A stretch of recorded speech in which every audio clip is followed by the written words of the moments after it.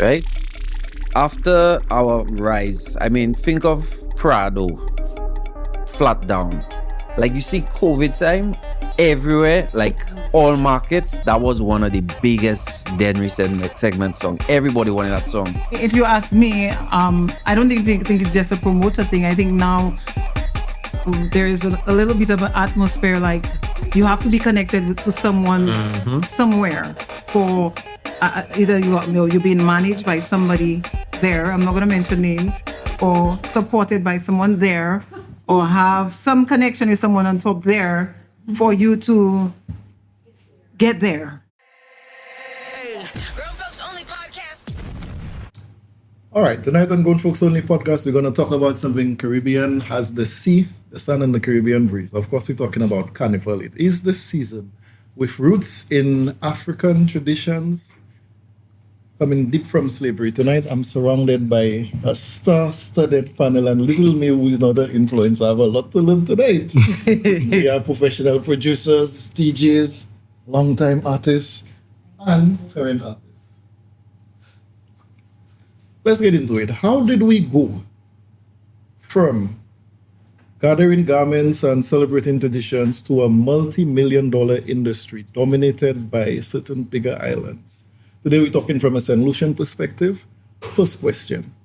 Can you tell me what makes St. Lucia Carnival unique as opposed to the big islands? Irvin is Loctor, entertainer, producer, songwriter, artist, business owner, vocal coach. It goes on and on and on. Everything music, I'm involved in. Okay, all right, good. Next. Selector, Twis, professional DJ, traveling DJ, radio announcer. I do a little bit of producing, as well. Business owner, content creator. That's me. QPid, also go by the name QQ. I would start as a business owner, also radio personality, artist, songwriter. Anything else that I forgot? I'll plug it in a little bit over. I go by Mica, artist, new songwriter. What I should say, student, mother. Yeah. Wow. All right, so back to you. First question. What makes St. Lucia Carnival so unique compared to the other islands? Yeah, like I said, what makes it unique is how we incorporate our culture into Carnival. I always say that St. Lucia has the ability to adapt very well to whatever is in its atmosphere, whatever is around it. We have a very good ability to adapt to it. So we infuse our culture with whatever influences us at the time. And that's what I think makes our carnival unique. All right, DJ Twis, with your hand on the pulse. I grew up dancing to sessions Yeah. from DJ Twis. What makes us so unique? So basically, it's just like A said, our culture, mixing with, outside trends, and, they can't take away our raw aspect from, St. Lucia Carnival, so we do it a little bit different than other islands, like I could say, but Carnival is Carnival, but what makes you different is how you stand out with your culture, your rawness, your music. So that's basically how I see it. All right, Ms. Veteran. Pretty much concur. I just want to add that I think our sound now, to some extent, with our Denry segment and the way that we take a little bit of what we had back then from the other islands as well, and we make it into our own. So I think that's where we're different. But Carnival is Carnival. What I can say about our Carnival for sure, I can tell you it's growing. I know where we started and where we are today. Mm-hmm. And we've come a long way, regardless of what difference that we have from our Carnival to the other islands. Okay, for me, I'm used to the whole carnival scene. I mean, I always wanted to jump carnival. I've never jumped carnival, by the way. I've never jumped carnival, but I always loved it. I love the culture, the vibe, and what I really love about St. Lucia Carnival is our innovative marketing strategies. Now we have carnival ambassadors. The way we take our competitions and our shows so seriously, it shows a lot. St. Lucia has a lot to offer in terms of carnival.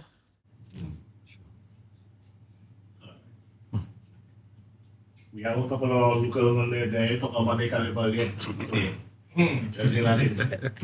Vinci. Vinci. Right. Well, I haven't jumped carnival in St. Lucia since I've been living here, but I've always been interested in trying to jump carnival here. Just picking the right time. You gotta pick your friends, the vibes. That's how it's created for me. Because you can jump mass with any band or the hot band or whatever the case is, and it still not be the best experience because you're by yourself. Or you just randomly meeting new people. So there's that. But on the flip side, I have gone to different events. I have experienced St. Lucia Carnival from a spectator's point of view.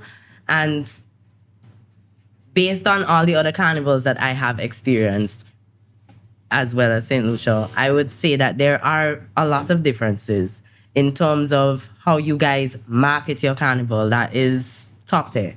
I actually am impressed with the marketing, and I wish some of the other islands would follow suit on that.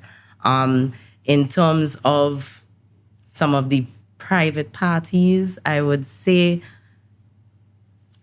anyways, we'll get down to that. Let's say what you have to say about the No, I just feel like it's so annoying because in the sense that they're pushing you to purchase a ticket for a party that you might not be ready to buy the ticket for the party for, but you want to go at some point or might want to go.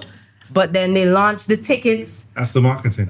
I know that's good marketing, but it's also not good for other people who are not one of those persons who like to purchase things right away. Like, I'm not trigger happy. I like to think about the vibe first, and then be like, okay, I'm going to buy my ticket for this. And then when I'm looking to buy the ticket, there's only... Yeah, or no tickets available, all the tickets sold out. And then I'm just like, okay, I guess I should have bought my ticket early. Marketing. It's marketing, Michael. There's pros and cons to it. Obviously, it's a good thing because you get the ticket sales. But you don't have to worry about them struggles, What makes you think so? What I'm makes you still trying think to get so? a ticket for a show. I don't know if I can mention it yet. I don't want to give anybody a free plug-in. But I really want to attend. Put the plugs. Escape. I'm trying to get anybody can get me Escape tickets. That's the figure. I'll talk to my connects and see if I can get you an Okay, escape. well. Yeah, but I do get what you're saying in terms of, the tickets Yeah. being there 1 minute and the next minute they're gone. But that's Sometimes it's just one day. Like literally one day. If it's a hot party. so. But the Bam. tickets, but the 15 minutes is a recording. but the tickets don't Tickets sold out? just disappear. 15 People minutes is a purchase those tickets. Yes, I know, but they're like waiting for the site to drop. And then as soon as the site drops, like I've been waiting for the site to drop and I'm going online and I'm waiting. It's an overload. Sometimes the site crash, then it comes back on and then all the tickets gone and I'm pissed. Like So is it like a scalping problem with this? no, That doesn't happen. people are actually buying the tickets to go. Demand. They have it's supply and demand. I don't even know what Escape looking like up to now. But Fam, I've seen pictures. I've never I can't been. jump through the window. So you basically, like parties, when it comes to carnival, people already know, plan which party they're going. They already plan how much money they're going to spend. Wow. Villas on lock. So, in a certain time, you cannot get place to stay. You can't get tickets because as soon they drop online, people waiting. Now, I like what you just said there. These people sound like you're talking about some high-class people. Not really. Who is the carnival really marketed for? Is it marketed for foreigners, locals, uppers, lowers? I think it's market for everybody and anybody because, we're moving in a fast pace through to, internet now. Everybody books online. Everything is, computerized. So now we move from the trend of buying physical tickets to getting tickets online. So it's like now it's a who first come first serve. But I still say that we're not supposed to forget about the physical tickets, because not everybody could purchase online, and not everybody at that time might, their pocket might not be so healthy at the point in time. So, Or they're just it's not tech savvy. It's just that too. It's just like a balance to it. You have to find the right balance. To me, I've always felt a little excluded from the carnival experience, but that's the marketing side. As people behind the production of carnival, do you find you're equal stakeholders in terms of the benefits of carnival? Do I find I'm an equal stakeholder? Yeah. Yeah, I find I'm an equal stakeholder because of the I guess the lane that I've created. The lane that I've created for the company, for the business, doing being one of the early adopters of online music sales and online music publishing. We've created that kind of lane where we try our best to understand the business of it and position ourselves for early adopters, to take advantage of what there is. And that's not being utilized a lot. It's not being utilized a lot by other people in the space. For me, you asked a question about marketing, and you asked who is Carnival being marketed for. And to be honest, I think since Carnival belongs to us, the locals, like it's almost like it's not like we have been neglected because it's ours. So we're there, we get to partake in it. So I think a lot of the investment is on the outside, getting people to come in, of course, and all that is in the interest of boosting the economy. But in terms of the ticket issues that we have, like Twis mentioned, I think there is a little bit of neglect in terms of us, the very same people who created this. And I think a lot of the promoters may be absent-minded, maybe it's an oversight. They have become a little bit, I would say it as blunt as possible, almost like cocky or swell-headed, like they don't need us. So the tickets are being published online for 11 minutes. The last time I checked, it was 11 minutes. I tried to so, now they say, you could just come. That is not the point. You understand? You get the tickets online for 11 minutes, and I am almost convinced that it's done in a way where those foreign people get to purchase the tickets before the locals. Because I have friends, and I tell them, hey, and that's outside people in Jamaica, in the US, I say, they would remind me, Q, remember that the tickets are being published online? I'll be like, yeah, I'm there waiting, and they get their tickets, and I can't get my tickets up to now. Imagine. So I've confronted a few of the promoters, and they said no. They said actually it's not. But then I tend to believe that because I've never been able to purchase a ticket. Never been able to purchase a ticket online. You try using a VPN? I'm just saying. Good idea.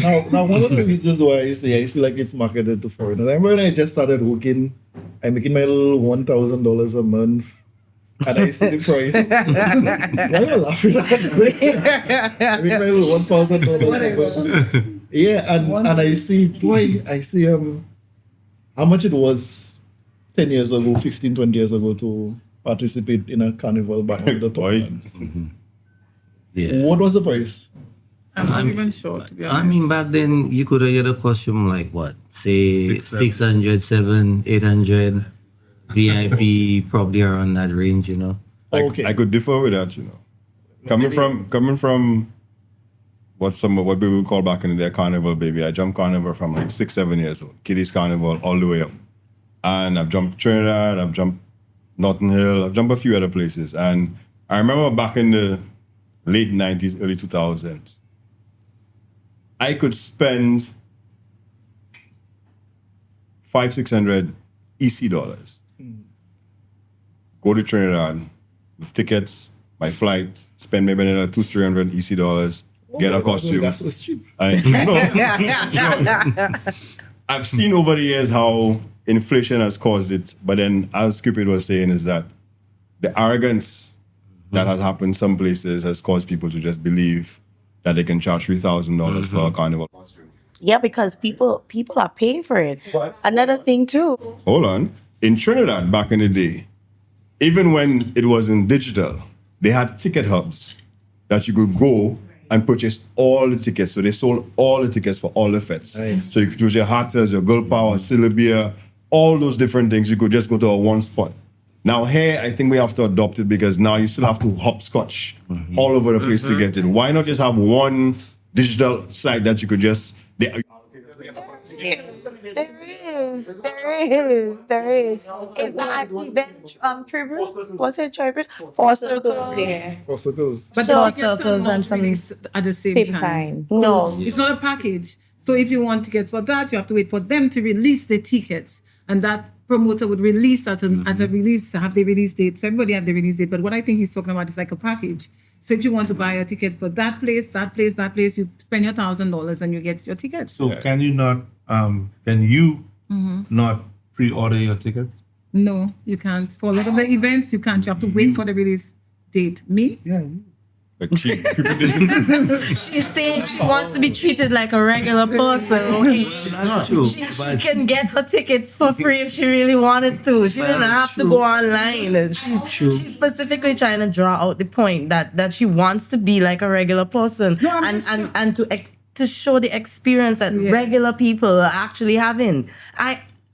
I just said this. I literally could not purchase any ticket because it was sold within 15 minutes. And I'm just sitting there like, what the hell was I waiting all this time for? And I still didn't get my ticket. I also think another view at this, we can't really tell the promoters, when to release their tickets. I think they need to take the locals into consideration. So if it is a case where you have a release date for persons who are abroad to purchase tickets, you need to have a release date just for the locals. And I think that also might assist with ticket situations. Yeah. We have to remember last carnival. Now, in the industry I'm in now, last carnival, correct me if I'm wrong, 80% of the revelers were foreigners. Yes. 80% of revelers. That's why I bring that question. Who's You understand? Now, what I find too is a lot of locals have moved from jumping the maid parade to community carnival because it's more economic for them. It's They get to reasonable. enjoy themselves. And what it is actually doing, and this is from clients of mine, they come with the expectation of what they have seen advertised, right? Not understanding that most of the photographers and producers are taking pictures and videos of how we as St. Lucians jump carnival. Now they come through expecting that same energy, not understanding that they're the ones that have to bring the energy. So sometimes they come and it's like, I thought it would be different. They just walked on the road. There was nothing going on. I had to explain to them, well, you are the ones that have to bring the energy. Now going back to what we said in the beginning, one of the things I've realized about particularly St. Lucia Carnival, the energy that we have for our carnival is very different from anywhere else in the world. Yep. We have a rawness, that? like you said, we have a rawness to us. We have a don't care, give a free, we ain't judging nobody kind of attitude. I've jumped Barbados Carnival, and if you see you get on slightly raunchy like how we would get on there, people put their nose up at you. Yep. They're like, why are you getting on like that? Like, but it's carnival, you're supposed to let free Exactly. and let go. Wow. So Free up yourself. imagine me, I used to make 1,000 10 years ago. You should have jumped together with Carol when he was doing the $300 things when gas was low.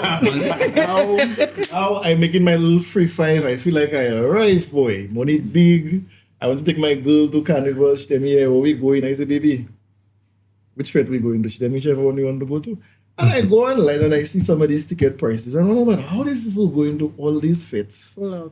They have And carnival jumping. loans now, my friend. There are people who take loans. carnival loans every So year. what is The banks and the price of credit carnival unions have actively decided to put on carnival. Well, loans for now. the carnival loans, where I'm working, I'm actually a loan officer. Awesome. Even better.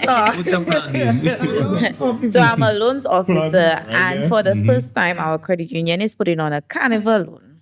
What credit union is that? St. Lucia Workers. Big Credit of you. Yeah. Big of y'all. So as you say, carnival loan. So we have this initiative.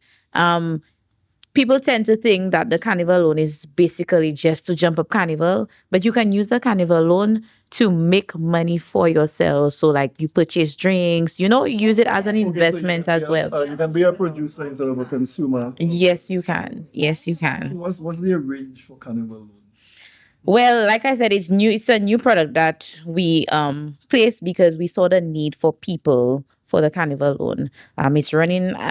It's gonna end just now because carnival is ending soon, and what we do, the security is lower.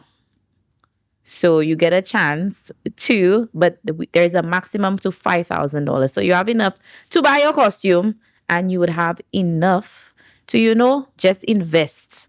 Probably go by the side of the road, make somebody buy some drinks. CCC is what, like $5 a day or something like that. So how do you? So how do you make carnival and back to school? Let me tell you, where there's a will, there's a way. So how do you know that they're going to? How do we know? Well, it's just like I said, it's just a campaign. Okay, so you have to. It's just like It's just a campaign, but the idea. So Yeah, you get the clout too. Yeah. But we do have a back to school loan, and we do have other loans. I love how you did that. I love how you did that. But basically, there are people that actually save up, for the season. I mean, Carnival come once a year. I mean, there are people that plan out which country they're visiting for Carnival, save up from a year before till now. So, everybody already know, all right, that's my budget. That's what I save up. That's my Carnival, budget. And that's what I spend for Carnival. So when it comes to Carnival, they don't really need a loan. That's kind of where I was going. Yeah, so it's just like me. Like if I want equipment and they have some new equipment coming out, which I want to buy, I'm like, okay, I make the money, put that on the side. So when it pops out, I purchase What it. kind of equipment you purchase in carnival? Well, you must need your microphones, your headphones, your DJ gear, your controller. You need your cameras and all of that. Remember, I create content as well, so I have fully stacked. So for me now, I just want to find a nice round bum and dance in the streets, and don't care about who see me. Yeah. Let me save up for that. You have to save up for. You might have to. Big. I want to just come in, stick up in. That's my phrase. I'm using it today. Coming a little bit, right? So we talk about loans. We talk about the vibes that we give. We talk about ticket prices. We're talking about everything carnival, right? But I want to talk about our music. I really want to get into the music. I think the music is important. I feel like you're trying to take some jobs with me being here. I want the fire. I want the spice. I want to know the challenges, the in and outs, what is good, how y'all making up these songs every year, like what y'all getting these inspirations from. Tell me about that. Let me tell you that. Once it's Lucia, everything nice, everything crisp. We have a special vibe that sorry, Femi. It's the truth. We just have a vibe. I love the Lucian music. We I are love it. amazing. And I am so inspired how persons that are seasoned, persons that are veterans, y'all still come and you don't mind that, y'all are giving the new persons inspiration to follow y'all. Tell me about that. Well, for me personally, I've been there for a while. I feel like sometimes I feel like a dinosaur. One of the dinosaurs. And I always say to the young ones, I'm truly, I'm truly elated. I'm truly happy to see artists coming on stage and doing things that, that took me a year. Yes, for me to get. You understand?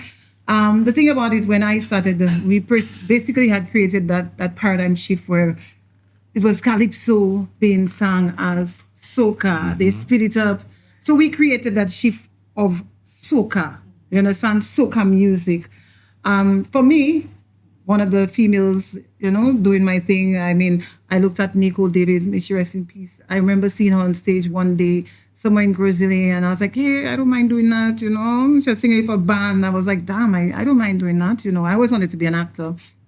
And I can be very melodramatic, so I think I can go on stage and play a role. So I always wanted to do that, and I found myself doing it, but I didn't know what I was doing. Nigel Nicholas brought me on into the whole scene and I got absolutely no training. So it's like drop on a stage and then you figure it out. So as much as we were privy to Carnival overseas, Trinidad and all of that. Nobody studied. There was not no YouTube to go and watch and to go and watch this. So for me, I felt like it was, it's hard for me to watch the old videos of me performing.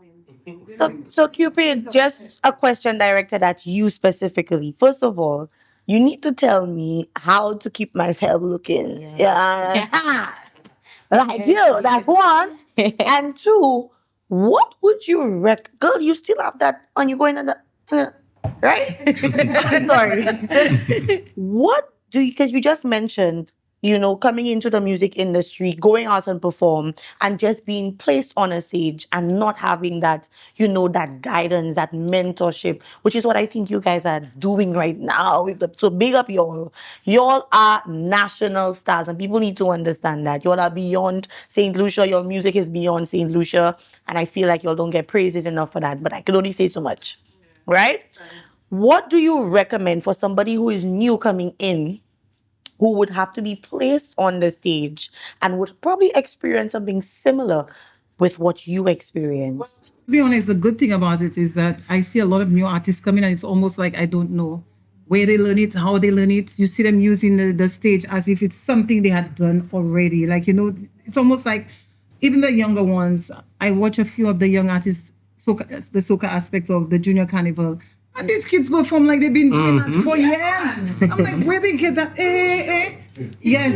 So they almost like we directly, indirectly are role models, like you say. So they're seeing what's happening, and because they're basically emulating what they see the artists doing. So there's a lot more available for them, so they can go online and look up, unlike us, like there's things that they can go and do. But I always tell the artists, do not be afraid to ask questions. Yes. I feel like, a lot of times they may feel, like they're afraid to approach QPid because, QPid must say, nah, it's not about that. I'm always very, very happy to especially the females, I can attest to that one. Yeah, I'm always so happy to help, and I love to see the talent. I have a deep love for talent, and I love to see the talent. So Nigel put you on stage first? Nigel put me on stage. Nigel put me on radio. Everything that Nigel is responsible for. I was one of the first persons to record Nigel. But I introduced Nigel to professional recording. DJ Twis, I want you to be honest. Yes, ma'am. From when you start to now, you find the music still at the same standard, the same level, the same production quality? Boy, to tell you the honest truth, you see from back then to now. Oh my God. Back when? Back when? All right. Well, my back then, not Ace back then, my back then. So I come on the DJ scene in like the early 2000s, but I really bust out like in the late 2008, when I joined Ace and them with Blazing and 758 Studios and them. There was a part of my success in growing, as a radio personality as well.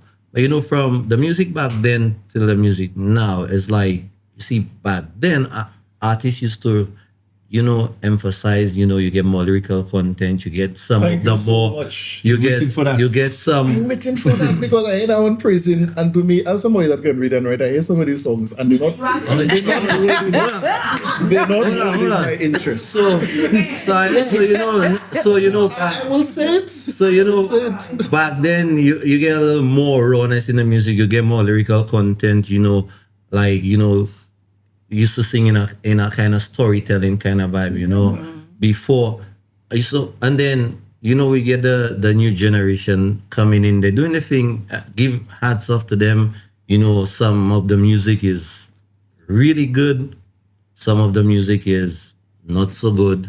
I want to but I think some of our new artists, need to get a little bit of education on, writing. We have new writers coming up, giving them props, learning. But, you could always fall back on somebody that was there before you that know the game to give you a little heads up on, what you need to work on. Because now I could say the generation after me is like they don't like to take advice from people that was there before them.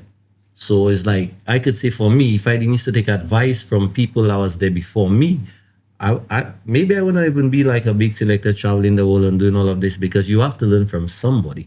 You know, big up to Summit Sounds, you know, big up to Ace and them. I could shout out to Josephine as well. There is a big part of me, you know, being a carnival professional DJ on the road, you know, because I was clueless about carnival when I started playing on the road, and they taught me how to watch, you know, my DJing as a business.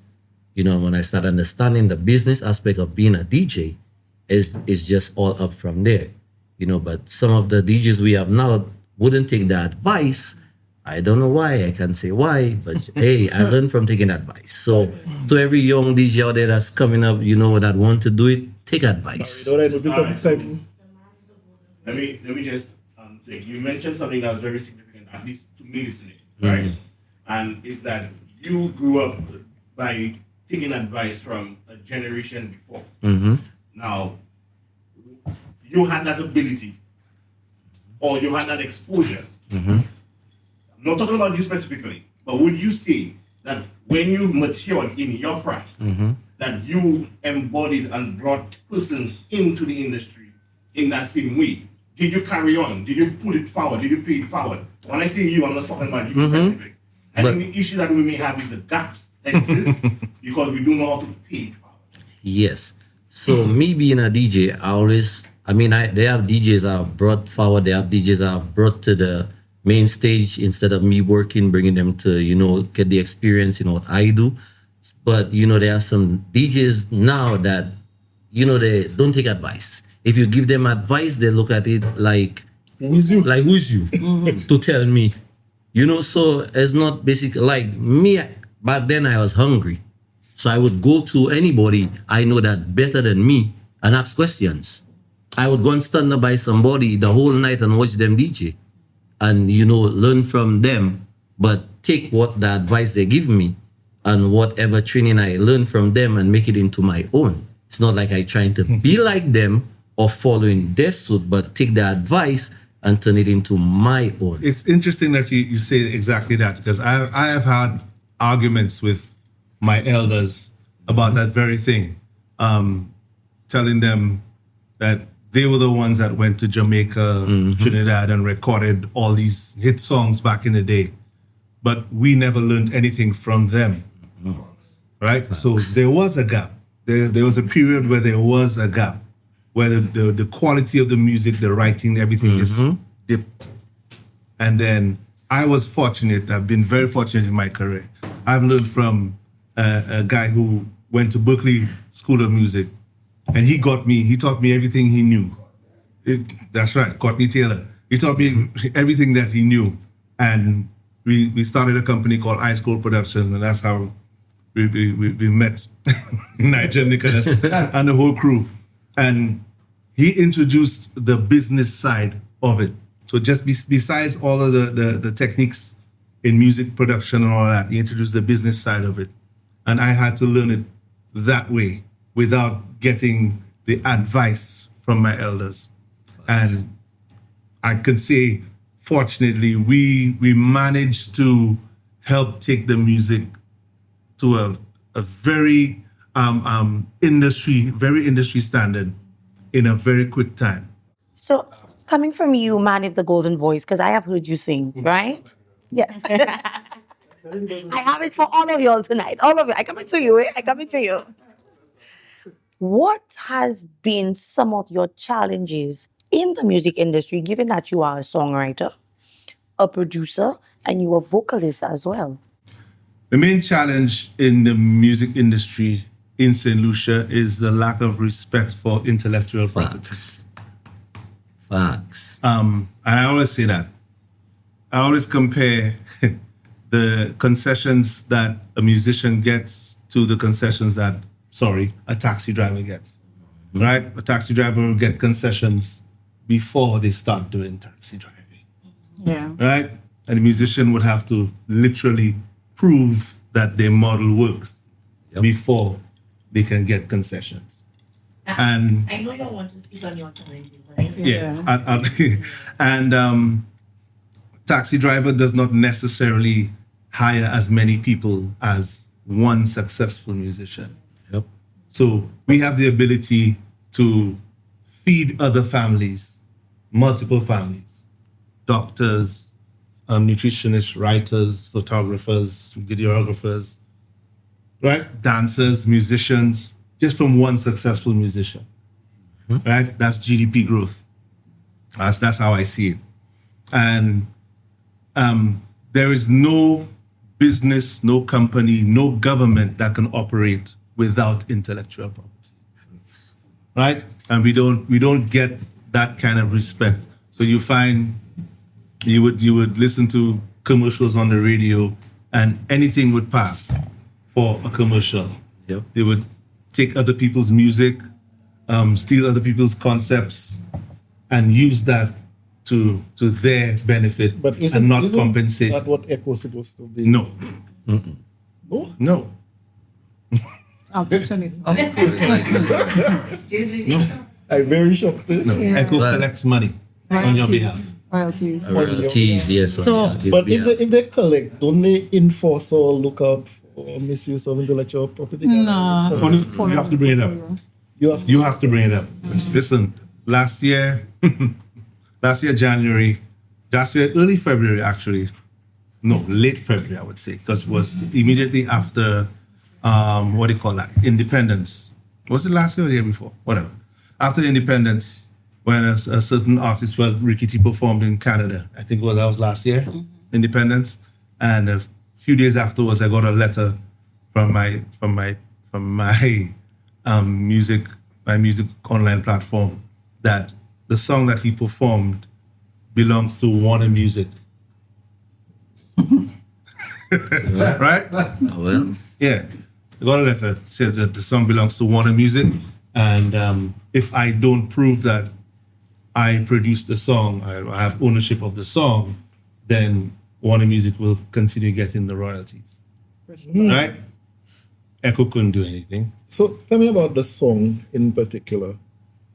What would you do to safeguard your song in the first place? And how can it reach the point where they send you a letter to say the song belongs to Warner Music and look out for your royalties and fight for yourself? Well, that's the nature of the music business, where the big guys with the big money would bully you into taking your stuff, right?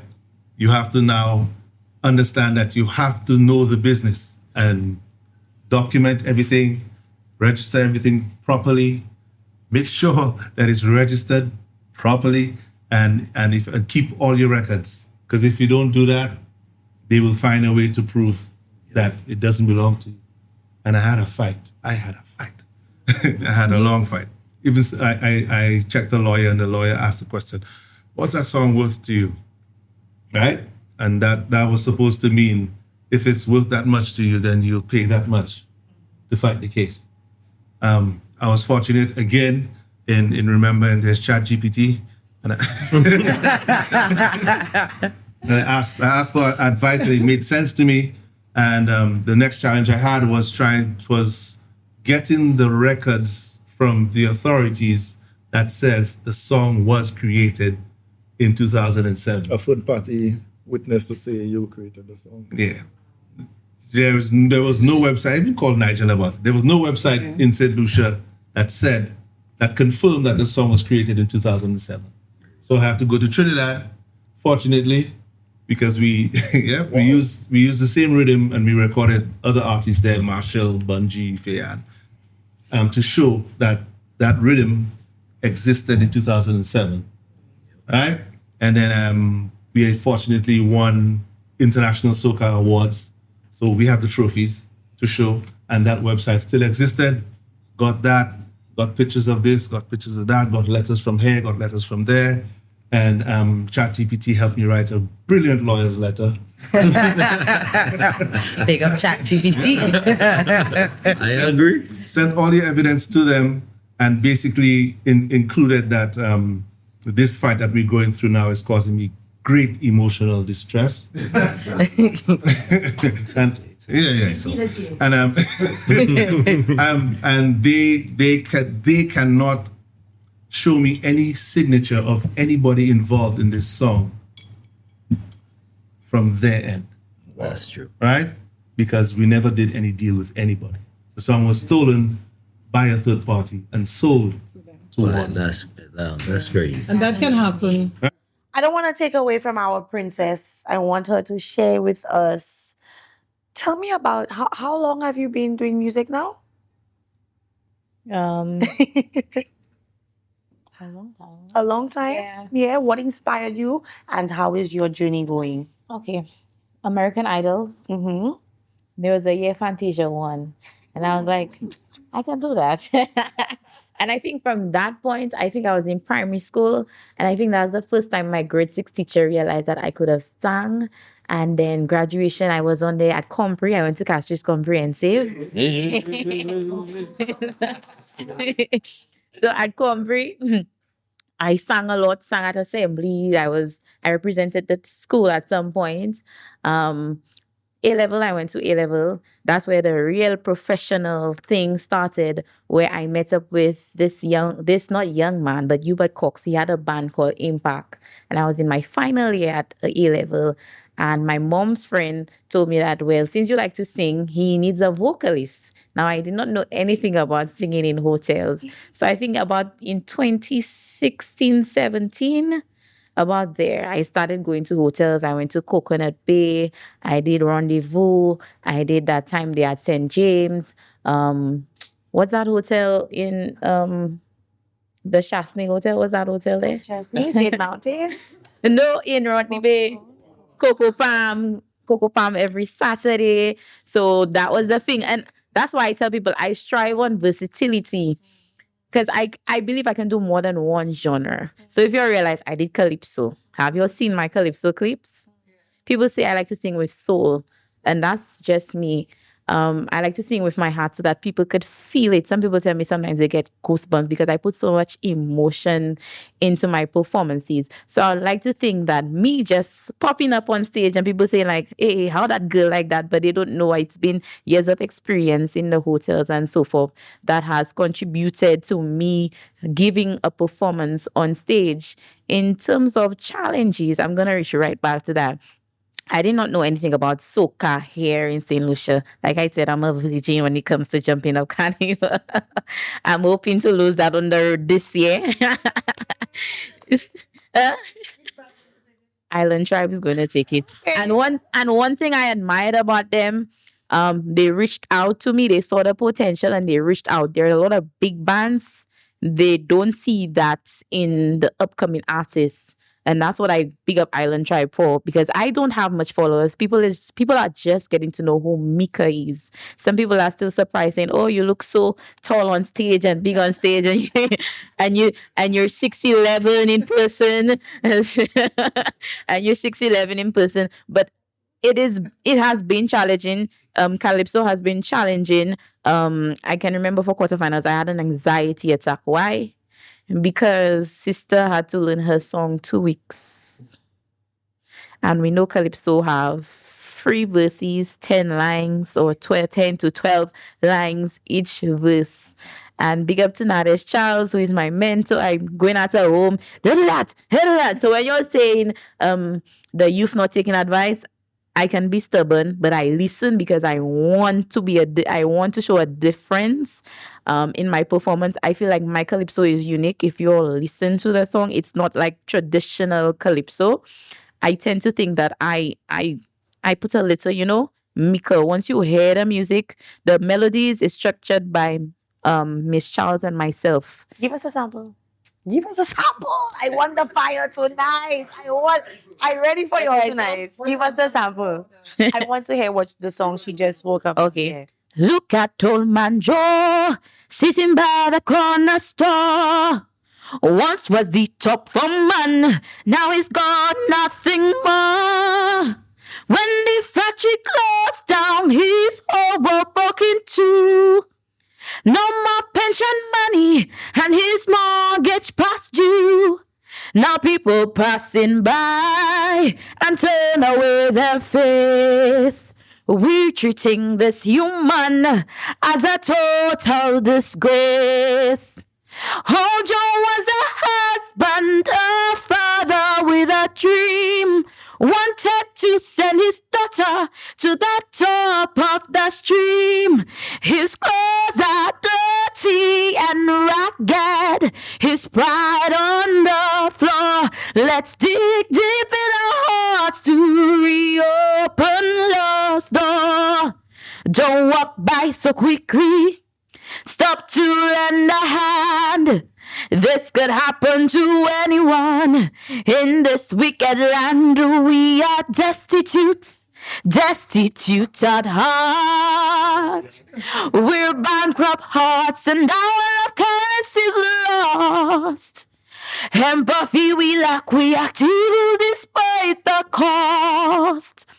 We are destitute, destitute of mind. We forget the one's kindness, all those who are now homeless.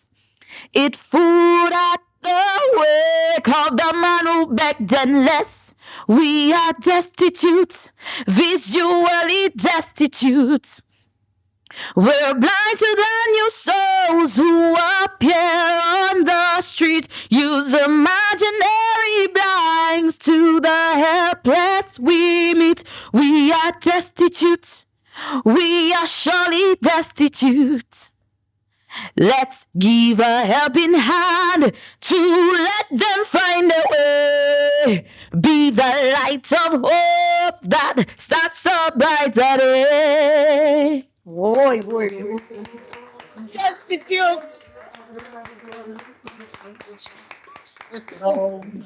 So my challenges are, when I first came in 2023 with Calypso, I cried when I did not make it to finals because I knew how hard it was.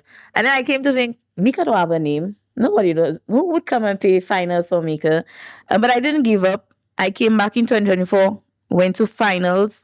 I did not make it, but at least people were getting to know who I am. I missed out last year, and people on the street will be like, but why didn't do Calypso this year or whatever? I came out this year. I came out strong this year. I believed I came out stronger this year, but unfortunately, I did not make it. But I'm not going to give up because I do see a crown on my head at some point. Yeah, but there are a lot of challenges for artists, especially female ones. I feel like we need more female artists out there. We need more opportunities in terms of bookings. Oh my goodness. That is where an artist make money because like you said, like they were speaking about royalties.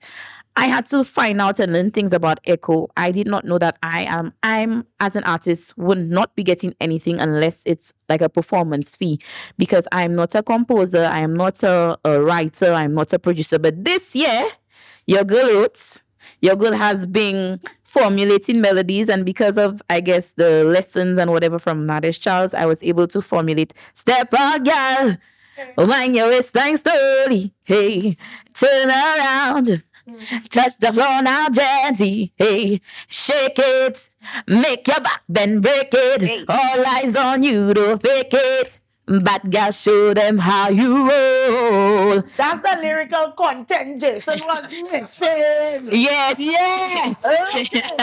Look it.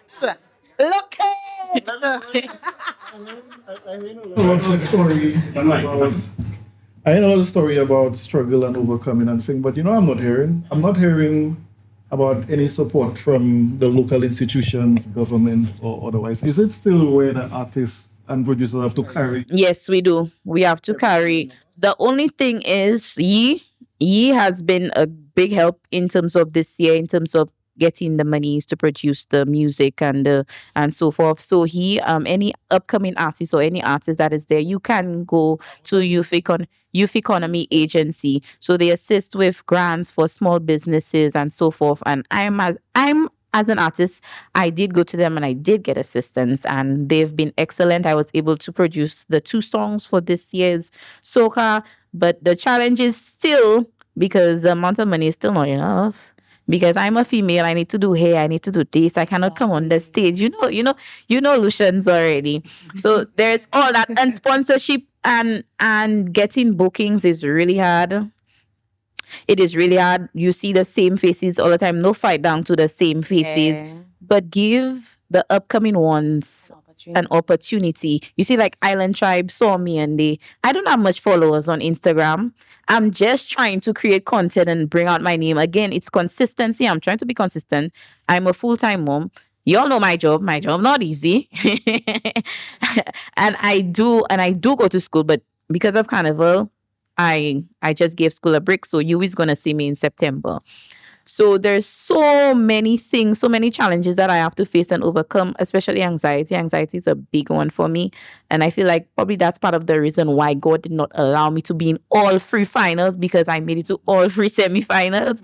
And it was a lot of sleepless nights, not much financial support, but I must say my family has been tremendous in supporting me. My son has been at every single Calypso 10. He even wants to go to Soca Monarch tomorrow.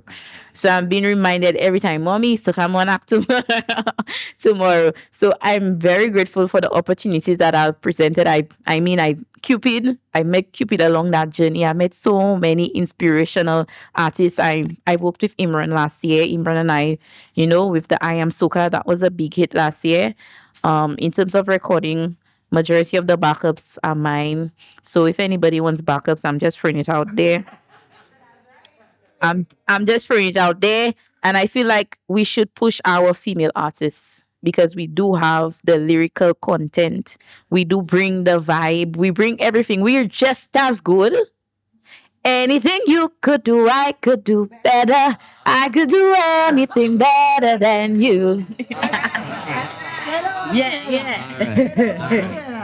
All right.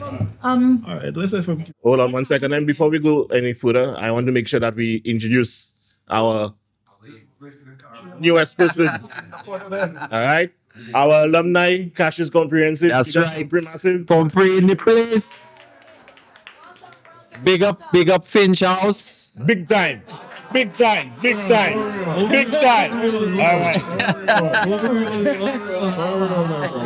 Hello, Finch won this year. All right.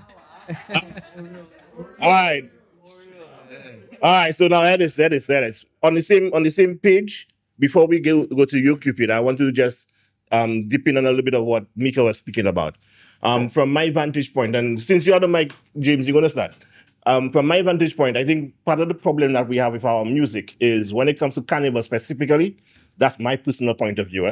I think we are too seasonal with the music. I think, and then we forget our catalog. I think that when we enter 2025, coming from 2024, everything from 2024 is not good. Right? And then you go into 2025, and then you forget that. So all you're relying on is what you have this year. Right? And I think artists in general needs to understand that the power of what you create is in the history that you're going to have down the line. It's not up to the artist, though. well, good. If you're not getting money from that, then you have to go and find a day job. I think it's up to the artist. No, it's not. But when you get to You need the But comment, so I want to hear what you. Okay, so what I've seen over the years, right, is a little bit of a change.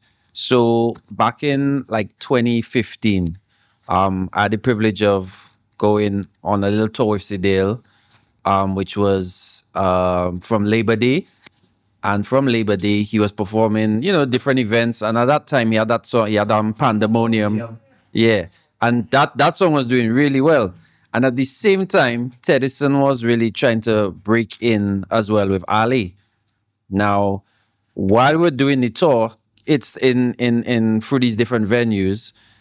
Teddyson started to get a bit more forward, and then by the time Miami Carnival came, of course, Ali just blew up. So from there, Teddyson made the rounds. He went to Trini, in like around November, December, and then I was able to go with him in February. He made semifinals for Trini, their Soca Monarch. And then again, he brought it all the way through to Trini Carnival. Now, just throughout that whole year of doing stuff with Teddyson and capturing those moments, you could really see that was what most artists were doing. Like everybody was just, okay, from St. Lucia Carnival, you take your song, then you go to Labor Day, you do Miami Carnival, and then you hope that it breaks into Trini Carnival. And it's just like a cycle that you try to get into like the top songs playing on certain Trini radio stations.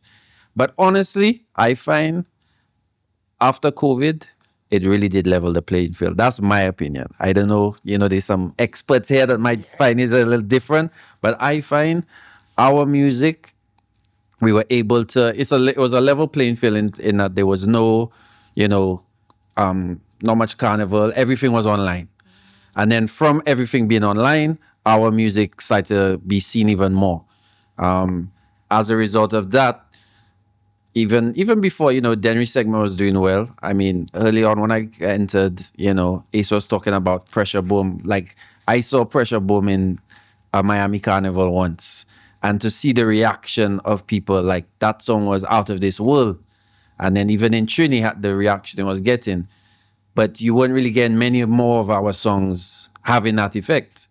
But now, because of social media, because of streaming, like, people can just get access to their songs. YouTube, like, people are like, once they hear it, like, that's what made our carnival really so big, like 2019. And 2020, of course, would have been one of the biggest carnivals we could have imagined, the kind of numbers. I would agree with you quickly, sorry. Because of that pause for 2020 for COVID, before that, Trinidad had a stranglehold on carnival and music. Facts. But then we were the last to close our ports, and we were the first to open for carnival. And that year is when people really saw the energy, like I spoke about earlier, Yep. St. Lucia Carnival, 2020. and that exposed all the musicians. Because I think, from a consumer point of view, we produce some of the most diverse music and artists in the Caribbean, next to Trinidad. I would put us on par with Trinidad, coming from with Mica, QPid. Even when Gary the Voice sing back in his day, like we have comedians, we have vocal, superstars like you. We have QPid who had music. Rest in peace, Nicole David. You understand? We've had so many. I mean, DJs like boy, I'm sure I can go over a list of DJs that we go through. So going with what you're saying there is very accurate. Just to piggyback on it. So personally, me being a DJ, traveling DJ, right? Our music, trust me, it's infectious. It would infect you. Then we segment our soca groovy, especially I used to produce 758 mixtapes from since maybe back 2010 coming up till COVID. One thing I emphasize on is, you see, when it comes to 758 Carnival, strictly 758. Anywhere I play strictly local music, because I've been to Trini Carnival, Trini, Dominica, Trini. You go to Labor Day, Trini. You go to Miami, Trini. You go to ATL, Trini. You go to Houston, Trini. You get a little bit of St. Lucia music, maybe split in the middle, Pressure Boom. You will still find that as a big song right now. You get maybe 1 to Denver segment. Bum Bum Whistle is doing really good globally right now. And I could say, for us being DJs, we do have a lot of DJs out there repping for St. Lucia. The so-called DJs that's overseas, repping 758, most of the time don't really pull a whole good segment. You'll get other DJs pulling maybe 1 to big it out of St. Lucia in a party, up in a carnival, and that might be it. But we don't have much representation out there, especially when it comes to carnival. Like I say, when it comes to artists, I find we lacking when it comes to artists. I see teams come from Trinidad, Dominica, Grenada, and travel because they have support behind them. When it comes to us, our artists, we don't have much support. I could speak. On your back book. It's just, I could say artists here, the lack of respect for artists, I should say here. To me, they need to have a level for, artists here. I think, I don't know, government, whoever should emphasize on artists, put something financially to help artists grow, lyrically, visual-wise, videos and stuff. I think we could do a lot more for our product and sell our product out there. to Mica. I travel. If I could reach Ireland and play soca music from St. Lucia via ship, trust me. And when I play music from St. Lucia, then we segment our soca on ship for people that come from all over the world, because I'm a Christian DJ as well. They come to me like, hey, what is this you playing? I have never heard this type of music before. Where is it from? It's from my country. Where you from? St. Lucia. Is that in Jamaica? No. That's a different island. Oh, okay, I like it. It's nice. You know, I mean, it would creep up on you, but like I say, it's the support. And me personally being a DJ, I have had my support from, people that push me. But when it comes to, support backup from maybe the business that would try to, like I would say, the entities that supposed to help you out and push you, the lack of support. As me being a DJ, I have made my way mostly through people pushing me and saying, Twis, keep it going, don't give up. I'm pushing myself, pushing my head in every opportunity I get out there. Even I travel on my own. Sometimes I pay my flight to go because I make that money back. Promoters book me, they fly me. But I had to find my way by myself as a DJ to make it out there and to stand out like as a 758 DJ. Look, I just did a mixtape for tomorrow for Team Soca, representing St. Lucia and some other islands for them to play on the radio tomorrow, which they linked me like maybe day before and say, hey, we want you to put a guest mix together. So it's a guest. So, I represent my country and other little islands, So I keep it going regardless of, you don't get the support you need. Even now I'm in St. Lucia. I reach out, before I came home, I reach out to, certain people and say, hey, I send my email, proper email. I do my content creating, I do all of this and that. I never held back, come down St. Lucia, try to get in, try to make it. It's like, who you feel you is? Huh? Yeah. So that, I'm just saying from my point of view, and I see it as, we have so much artists, big up to all the artists doing their thing, but we need to incorporate more artists, not just, this. Like you would go out and you'd find the same set of artists doing the same set of parties. We have artists like, we have female artists, they don't get the shine, like say Keisha K, I'm just saying, we need to do better. St. Lucia needs to do better. We have our ambassadors, big up to my brothers that, ambassadors holding it down. But I just saying that we could incorporate so much more to the team and make everybody feel inclusive of what's happening. Because, some people be like, I sing and like, again, no support. And, that just depressing. Like, you want to sing next year, some good artists drop off. Yeah, I know a lot of good artists right now, they're singing again, like some Daniel segment artists drop off. Some, I have my boy Crown singing some good tunes, Like, you see him Soca Mona, you see him, but which events? So that's just my personal, I can only speak for me. Yeah. Nobody else. All right, let's say the best for us.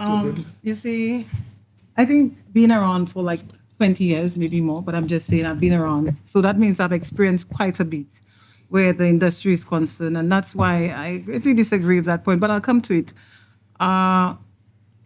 In terms of, you guys made mention of context in terms of what they sing right now, and a lot of the artists, they don't, but I think it's just the times. I don't think that this generation has a huge, no pun intended, attention span. So you cannot say too much. You understand? Because they have people who I'm telling you. 100%. I'm telling you. So they make music for themselves. So it might come across as nonsense to us because I tried writing a Dunry segment and it beat me for the Christ of me, for the life of me. I could not write a Dunry segment song because I had to literally try. I have a question. So we have a producer, we have artists on the panel, right? Is Denry segment on life support right now? Because right now, Bouyo is dominating. Even our St. Lucian artists are singing Bouyo, right? Is our Denry segment, the thing that we call our own, Is it currently on a respirator? Is it on life support? Is it the bastard child right now? Why are we hearing more Booyah on Carnival Monday and Tuesday more than the songs that qualified for Soca Monarch finals? And of course, Denry Segment. What do you I have to think say? I think Denry segment is where it is where it is right now is where Soca was a couple years ago when we almost neglected Soca, our own Soca, and was just playing Trini Soca. I think it's just a trend or thing that we do here in St. Lucia. And that's why I told you that it's not really up to the artists, because they have artists here that really songs, good content, good material. They put their all into it. They create music videos. But do you even see them? Do they get a chance? And mind you, they invest, they market, they pay for running ads and all those things. But do we appreciate it? Do they get the play? And why not? And before, I mean, I work on the radio station, and I can tell you, before I used to blame the DJs and say the DJs not playing the songs. But then I realized to myself, okay, I realize the DJs have a part. And the DJs nowadays, they don't play anything unless it's trending, because we have that followers mentality. So we don't play what is trending. But here how they find out what's trending, because we don't have events. You know, back in my time when I was a full-time artist, I could not get a break. I did not have voice for Soca Monarch because I would be on so many events. When I finish the season, I have more money than the prize money for Soca Monarch. So I didn't care about winning, you understand? Because I was always out there performing, because there was always events. And that is how people hear you. Most times a song is sold during a performance. Just now, when you don't get the opportunity to perform a song, people don't even get the opportunity to hear it. And that's why you still get some artists like myself competing. It's not like I really want to compete, but it's like the only platform that there truly is. Where else would you hear my music if you don't hear it on semifinals, quarterfinals? I put it out there, people meeting me, hey, keep it there release, man. Keep it there release this year. And my songs play on the radio. But they don't hear it. You understand? You know where they truly hear it? They sit and they perform. And when you perform it, we record it, they post it, and the DJ's now waiting for that, for them to see what song that scoreboy, let me go and play it, because they're not trendsetters. So is Denry Segment on life support? Denry segment is the same place where Soca, just Soca music, have been for this a while. Because that's what it is. Because that's what's all out there on social media. That's what they're saying. That's what's trending. There's one thing we forget, quickly, is that when Denry Segment first came out, it was very new, very nuanced. Everybody, it was good. But what I think shadowed everything is that there were some artists who came out who were overly raunchy and vulgar in the way, and then you can't get radio play on some of them songs because of the lyrics and the words that they use in it. That's a good And that was at the beginning. Don't listen. They accepted We're talking it after about that. radio, right? When the French adopted it. Yeah, Jamaica is one thing. Jamaica has dancehall. That's been how it is for a number of years. But here, with that, I think a lot of the DJs and a lot of the radio personalities just probably figured, you know what? We don't have as much that we can play. So it kind of push you to the wayside a bit. I think I don't think it's Okay, because so of my that. So let me address, and it's coming to you in a minute, but I want to address you before I lose it. Right? The scenario that I will put forward for you as to why we have that a bit of a miss in terms of artists getting the opportunity to perform is that there is a part of performing that the artists don't have. They don't have, some of them don't have stage presence, and some of them cannot do as well as what is being recorded and deliver in performance. No. And I'm coming to it. I'm coming to that part. It's nice and good that we all write music. Everybody has the ability to write music, but then delivering the music for an audience to actually gravitate to is a whole other ball game. And you know it because you know that you started your craft a particular way and you know how you evolved over time. But we have now those instant gratification artists who believe they've dropped a song now and what will command and want to command the same amount of money as somebody who has a catalog of music when they go out and perform, right? I have worked with artists throughout, and I always ask that question. You're recording in the studio, but when you go out and perform, you're sounding nothing like what your recording is, right? So what will give you that kind of buy-in? Now, there's authenticity in Denry segment. What you hear in Denry segment is what you get when they perform it. Because it's raw, it's real. It doesn't have, it's not, they don't sing, but it's what you get. is what you get.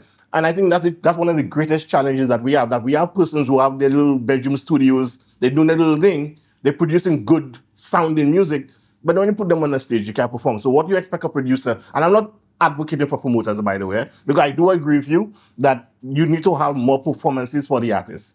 But I'm saying at the same time, you cannot expect that if that's what your craft is, somebody is going to give you what you need for it.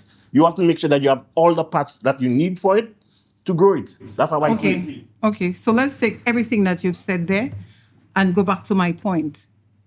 When I started singing, I knew nothing. And this is what grew me, the opportunity to go on stage. Because I don't sing with a band. Unless you sing with a band, you're not going to know or master the art. Because when you sing with a band, you get to rehearse. You get an actual mic, you're in a band room, you get to vibe, you get to do your thing because you sing with a band. That's why you get the new artists that's performing right now, especially in the competitions. Those that with the band, they will do great because that's what they do all the time. Now, yeah, because they do it all the time. So you master the art by performing with the band. Now, let's say a new artist, Mica has an experience, but someone who don't have as much experience as Mica, they go to the studio, they do their thing, but they've never performed. And that is my point. There are no avenues for you to develop that. So, just now, I know what you're coming to say. There are no avenues. There are no avenues to develop your experience, to know what you sound like. That's why I say I don't go back and watch my old performances because they sound horrible. I wish I had someone to train me and tell me, hey, do this, do that. When I started performing, I run on the stage, there, and I run back. It took me, I remember Nigel and them telling me, QPid, you have to stay longer on the stage. Go back, you understand? You could never get that from reading or someone telling you. You have to experience those things. And with the events, with the several events, the little shows, the little party in the yard, the little bar having an event there. I'm not talking about big stage, I'm talking about those little events to get your hand on a mic will help grow you. It goes a long way. Go ahead. When you went to Levo's studio, did Levo let you do whatever you wanted in studio? No. When you came to my studio, did I let you do whatever you wanted in studio? No. Okay. So, to the point that you were making with the artists that sound different. That's different. I'm not address that part at all. It is the exact same thing. When the artists come to studio, there's a producer for a reason, not a beat maker. Producer does something totally different from a beat maker, right? A good producer, supposed to have that experience to understand that if the song is in a certain key, that the producer needs to make the artist adjust to a key so that when they get on stage, it's easier for them to project it, yes, and to give you exactly what you're hearing in the recording. And a lot of times that does not happen. There's so much that I want to address. Denry segment. My analogy of Denry segment, I equate Denry segment. Bye. I equate Denry segment to rap music in its early days. Mm-hmm. Not even so much dancehall, because the Jamaicans, in my opinion, all Jamaicans can sing. To rap music was raw. It was whatever it was. It was about social commentary and all that kind of stuff. And then it turned into hip hop when melody was introduced to it. So you said you spoke about they don't sing. Mm-hmm. It's fine that they don't sing. They can stay not singing, but they need to introduce melody and better writing. Mm-hmm. Better writing. Yeah, man. Writing. Yes, better writing. Into better writing into the.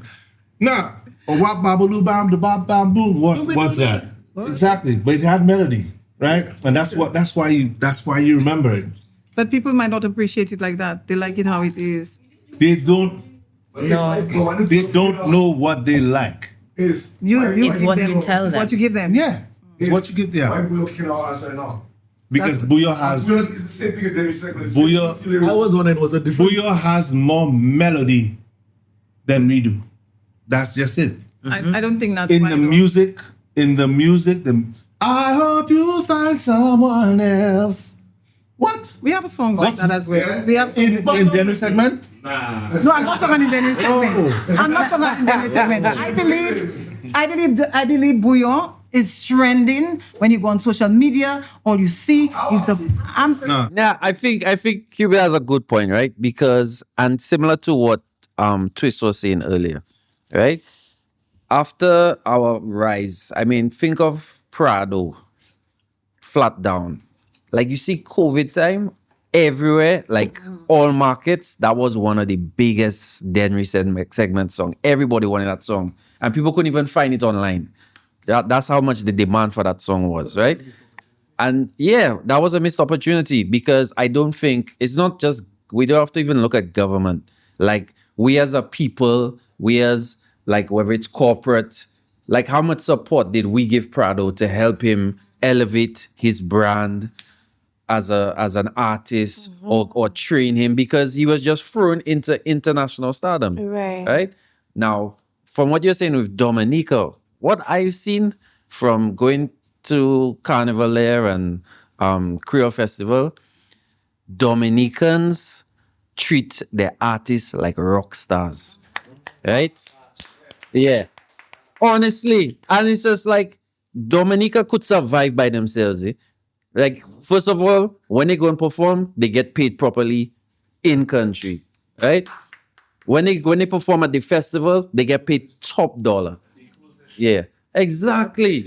Exactly. The respect that the Dominicans have for their artists, and no matter what they put out, they know their songs, they support their songs. For me, that's one reason. And then, like what QPid is saying, obviously, because of these songs are so popular in Dominica, everybody's using it, everybody's posting it, and it gets the recognition. Now, like you say, I find that the Danish segment kind of took a dip, but this year, boy, I find the artist doing well. Tally Boy have Danish segment on his back. Yeah. Biscuits. Biscuit, guys, biscuit. Okay, to coke. Yeah, Mighty, Servants. Servants. All right. Even We are just trending. Yeah. let's say big boys, pro style and them. Yeah. And Umpa will forever be relevant. Forever be relevant. DJ Curdell and them, the Denver squad, they're doing their thing this year. This year, I could say Denver segment. Compared to last year. No, man. Are you gonna? Listen, that now. I could just say that. Just that. Twist, one more thing. You know what? One thing I was always watching as well. Every year Carnival, there's a page, Soca Sauce or something, right? And it always shows the trending music.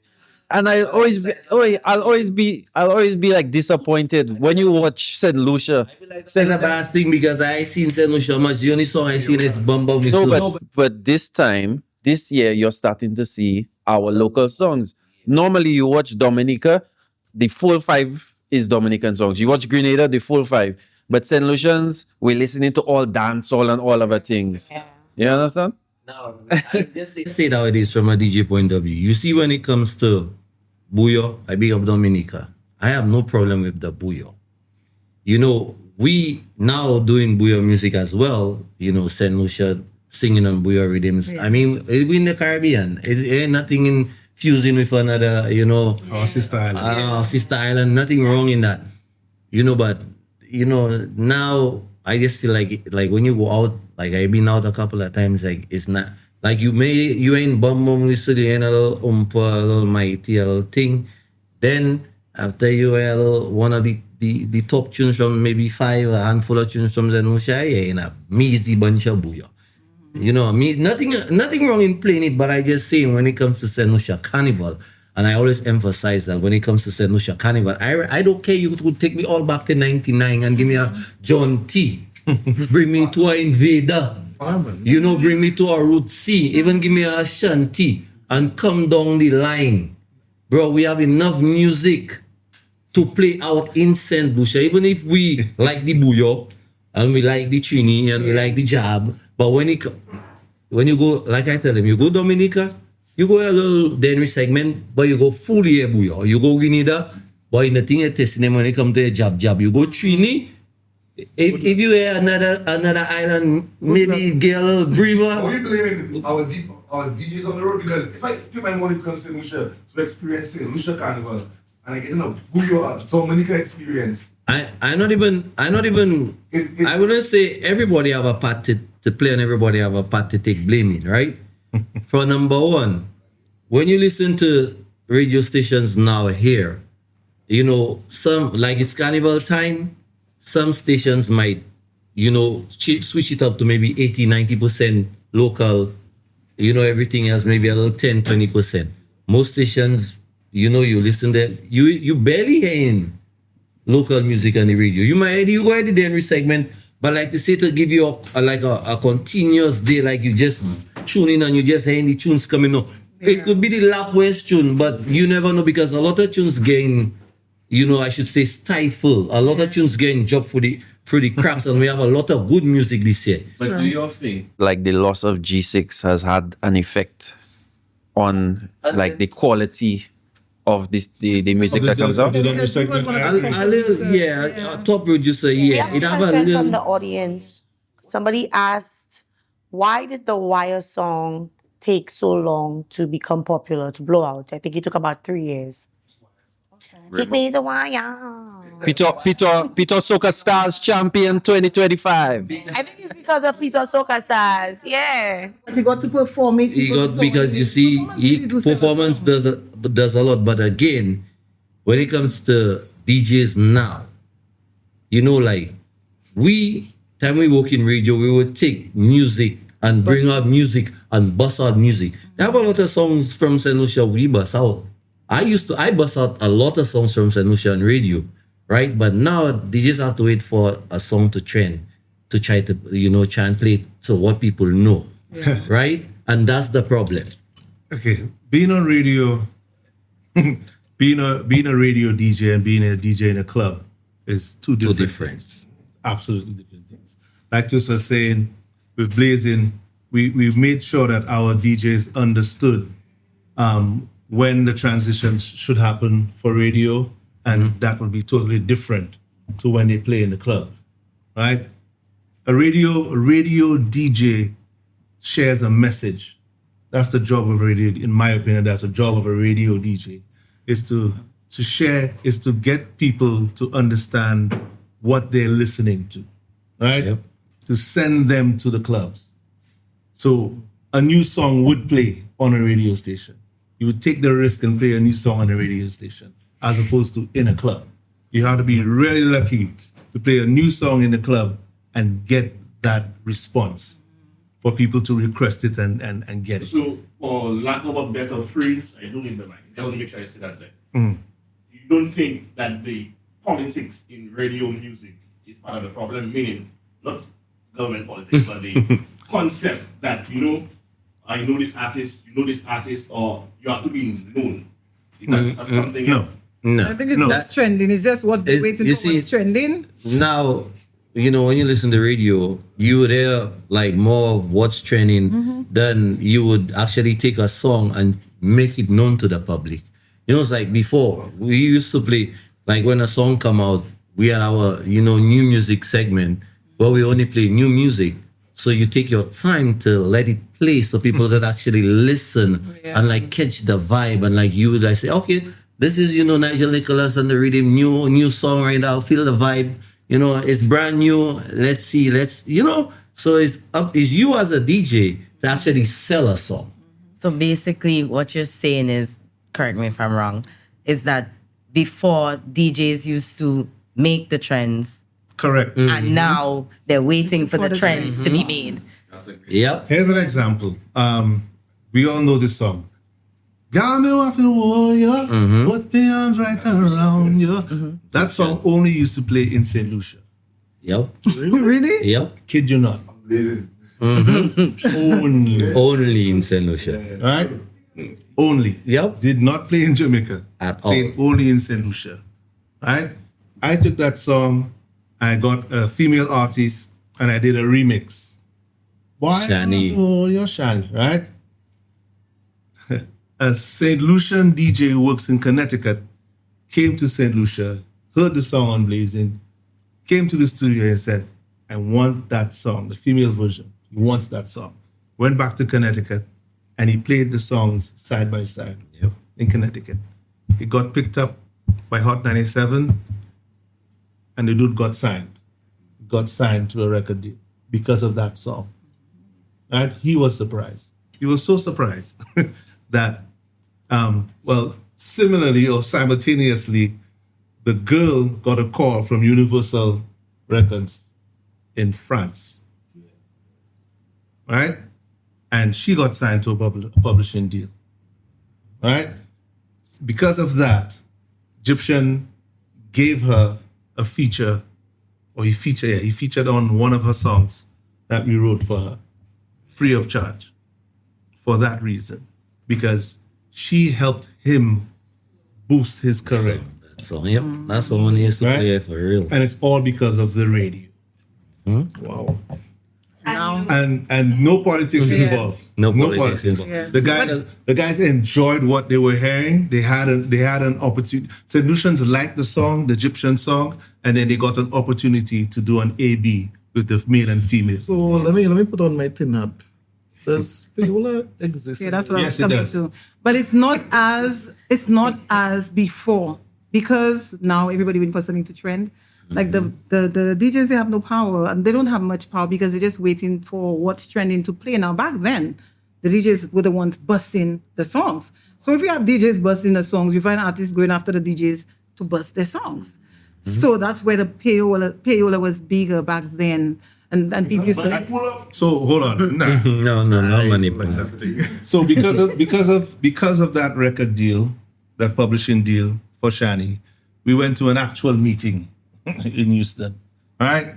And for the record label to put her song out would cost $300,000 US dollars.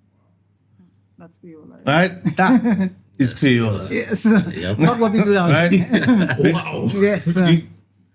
Nobody here has enough money To pay a DJ not to play a song or to play a song. They can. That would be a waste. It would be a waste. Yeah, It would be a waste, a wasted investment. But that doesn't change the fact that the DJs back then did influence what would be a big Yeah, song. they influenced. They Because did had it that because power. they had the power. Yes. They were not being paid. No. It made no sense to pay one DJ and not pay the other DJ. Mm-hmm.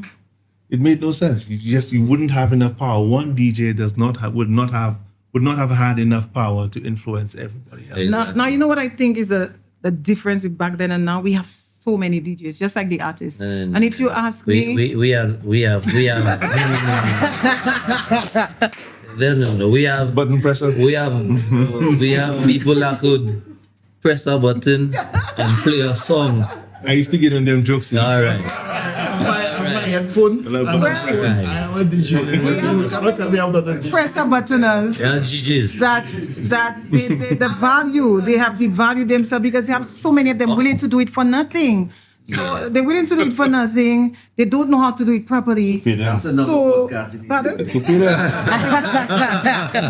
I agree. agree. But, you know, listen. Like, I'm not knocking, DJs now because it's a generation after generation, everybody doing what suits them.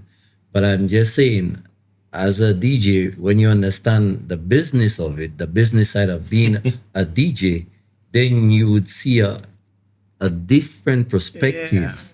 Like me, I could tell you, listen, you could take my phone, never touch my laptop. You know what I'm telling you? Because if you would see a different perspective of being a DJ. Like you see Sir Lancelot, HP, Levi Chin, Hyper D. I could call all the names because that's my bros in arms. That's who our team grew up together. We have that bond. Some DJs now don't even have a bond to say like they're bonded, like you could meet together, talk about, push your career. It's always some argument here. Just like recently a DJ and his MC was fighting on stage. What? But For publicity. I don't know. But I'm just saying. And the same thing applies to the artists nowadays. So Yes. that's, if you ask about challenge that we have in the art form, I think the lack of respect for the art form by the stakeholders, because I think the artists are one of the biggest problems. But that probably should be another episode. Yeah, Trust me. another episode. Part two. Part two, because let me tell you, Enemies. All right, so we speaking about the music and the let's call it do promoters exercise some form of nepotism when it comes to who they book and how they book? I asking that question deliberately, right? Because I don't want nobody try and take our podcast to feel our podcast is BB thing. We're talking serious business. Would you all see from your experience in the thing that there is a culture around who gets to perform at said events, or who gets privilege entry for events? And who makes it too? Well, for me, if you ask me, I don't think it's just a promoter thing. I think now there is a little bit of an atmosphere like you have to be connected to someone somewhere for either you're being managed by somebody there. I'm not going to mention names, or supported by someone there, or have some connection with someone on top there for you to get there. You understand? So because there are limited events happening, I would not call it nepotism, but vested interest. You know, so I have a question. So we have 3-4 different sectors in the music and carnival industry represented here. Before, you would get a lot of live bands on the road. You would get a lot of artists actually come in and sing, represent their songs. Now you have DJs come in. DJs who play the songs, also the artists who come. And from a producer's point of view, when it comes to carnival, what do you think has more presence on the road? Live band, DJ, a mix? What do you feel moves the crowd better? So answer as a DJ? I'll answer as a regular. Live band. So A mixtape. I mean, I know about which like talk like a mixtape. No, on the road. Yeah, whenever. Oh, Whenever on the well, road. A mix up A live band, well, mix of DJ and it all depends on like you say like what the band wants. But you know, live band is great to have on the road because I remember in my younger days when you see Carnival pass this live band in the place and the place. So live band is always good, you know. A DJ aspect is like, you know, you have your live band, you have a DJ. Because, you know, a live band need to take a little break, your DJ feeling. Some bands just prefer. Well, you know, take that bands and need a little rest. I used to be on the road. Yeah. Okay, I just say it. But, you know, them, there's, you know. A mix of both. A mix of both is all right. Of the two. But, you know, there are some bands that just like, okay, I mean, we limited when it comes to bands in St. Lucia. We don't have much bands. Like live And bands. some, like live bands, you know, there are much live bands. Anymore. Listen, But listen, you know they that can afford. They can. They just choose and not they to. cannot, is not the so. amount of money they're charging for costume, 10 costumes you. paying how many Can bands? afford. I think, Like I said, I used to do the road. I used to be on the road. When I was on the road, every carnival band had a live band. Every carnival had a live band. And we would go from 10 to whenever carnival finished 10 to 10. Both days. And the types of things we used to make the people do on the road, I've not seen a DJ do it. The DJ would have to resort to acting like an live artist band. Yeah. to try to get people to move. Mass on the move is not what it used to be. Yeah. I would And second you know that. what Going up on the red hill, Yes. running around the roundabout, crawling on the ground. Or making people jump in front the road front there. I gave you that story earlier before we started filming, and I'll give you because Nigel asked me to. I remember back in the day, Burning Flames played here for Juve. And I know some people who were jumping back then. One, Juve, you didn't have no violence. You could have jumped Juve until the sun blazing midday, no problem. No problem. Burning Flames was playing and the truck stalled in the boulevard. Before we used to go around on Jeremy Street, we used to go down in the boulevard, turn around and go back up. The fellas played for another 45 minutes to an hour, and I remember something like the police was saying, like the truck can't start again or whatever, so we might have to end it. St. Lucian's bang started the truck. All right. That's a truck with speakers, generator, and the St. Lucian's bang started the truck. And when they were done, because Burning Flames literally said they tired, because St. Lucian's was not stopping jumping, the energy we have. after they were done, the fellas thanked St. Lucian because they said they have never felt energy like they did on the road from people like that. And that's fellas that played internationally back in the day. Who knows Burning Flames? All over the world. I jump in the window to go somewhere. But the fellas thanked that. And I'll take a side note to cricket. I remember the first cricket match we had, and this is just going back to the Energy Solutions carry, is that the first cricket match we had, it was between New Zealand and the West Indies. They played 2 one-days in the cricket stadium. Solutions were cheering for the New Zealanders. They were cheering for the West Indies. They were cheering for when they out West Indies. They were cheering when New Zealand makes 6, when they make 4. And I knew because my aunt used to work at Solution Distillers, and the gentleman that owned it was from New Zealand. And she went to dinner, and the guy said they've never heard noise and felt energy as they were there. And the fellas played different type of energy. The raw. See the raw. Solutions have a the raw vibe. Yeah, we have a vibe to us that people don't understand. Yeah. You know? But y'all have a vibe, I ain't gonna lie. And everywhere you go, in the UK, the US, I've never been to Canada, but every West Indian will tell you, nobody can party like more than a Lucian. When you see me ready to fet, when they feel they could fet. Not again, We still, not again. Not again. Not again. Everywhere everybody has gone. Everybody has gone that way. That is true. Everybody it's talking again. No. It's as a generation now. Our time. I have not jumped no shoes. Carnival period. Any of y'all ever jumped Trinity Carnival? Yeah. All right. Jumped and played. Going back in the day before the band, there was a band called Poison. And that was when the transition came into St. Lucia, like early 2000s, when people started experiencing Trinity Carnival and molded our carnival into what it is to today. I remember standing up on St. James and looking left and looking right, and as far as I could see was just a sea of people. Poison had 15 music trucks. Wow. You understand me?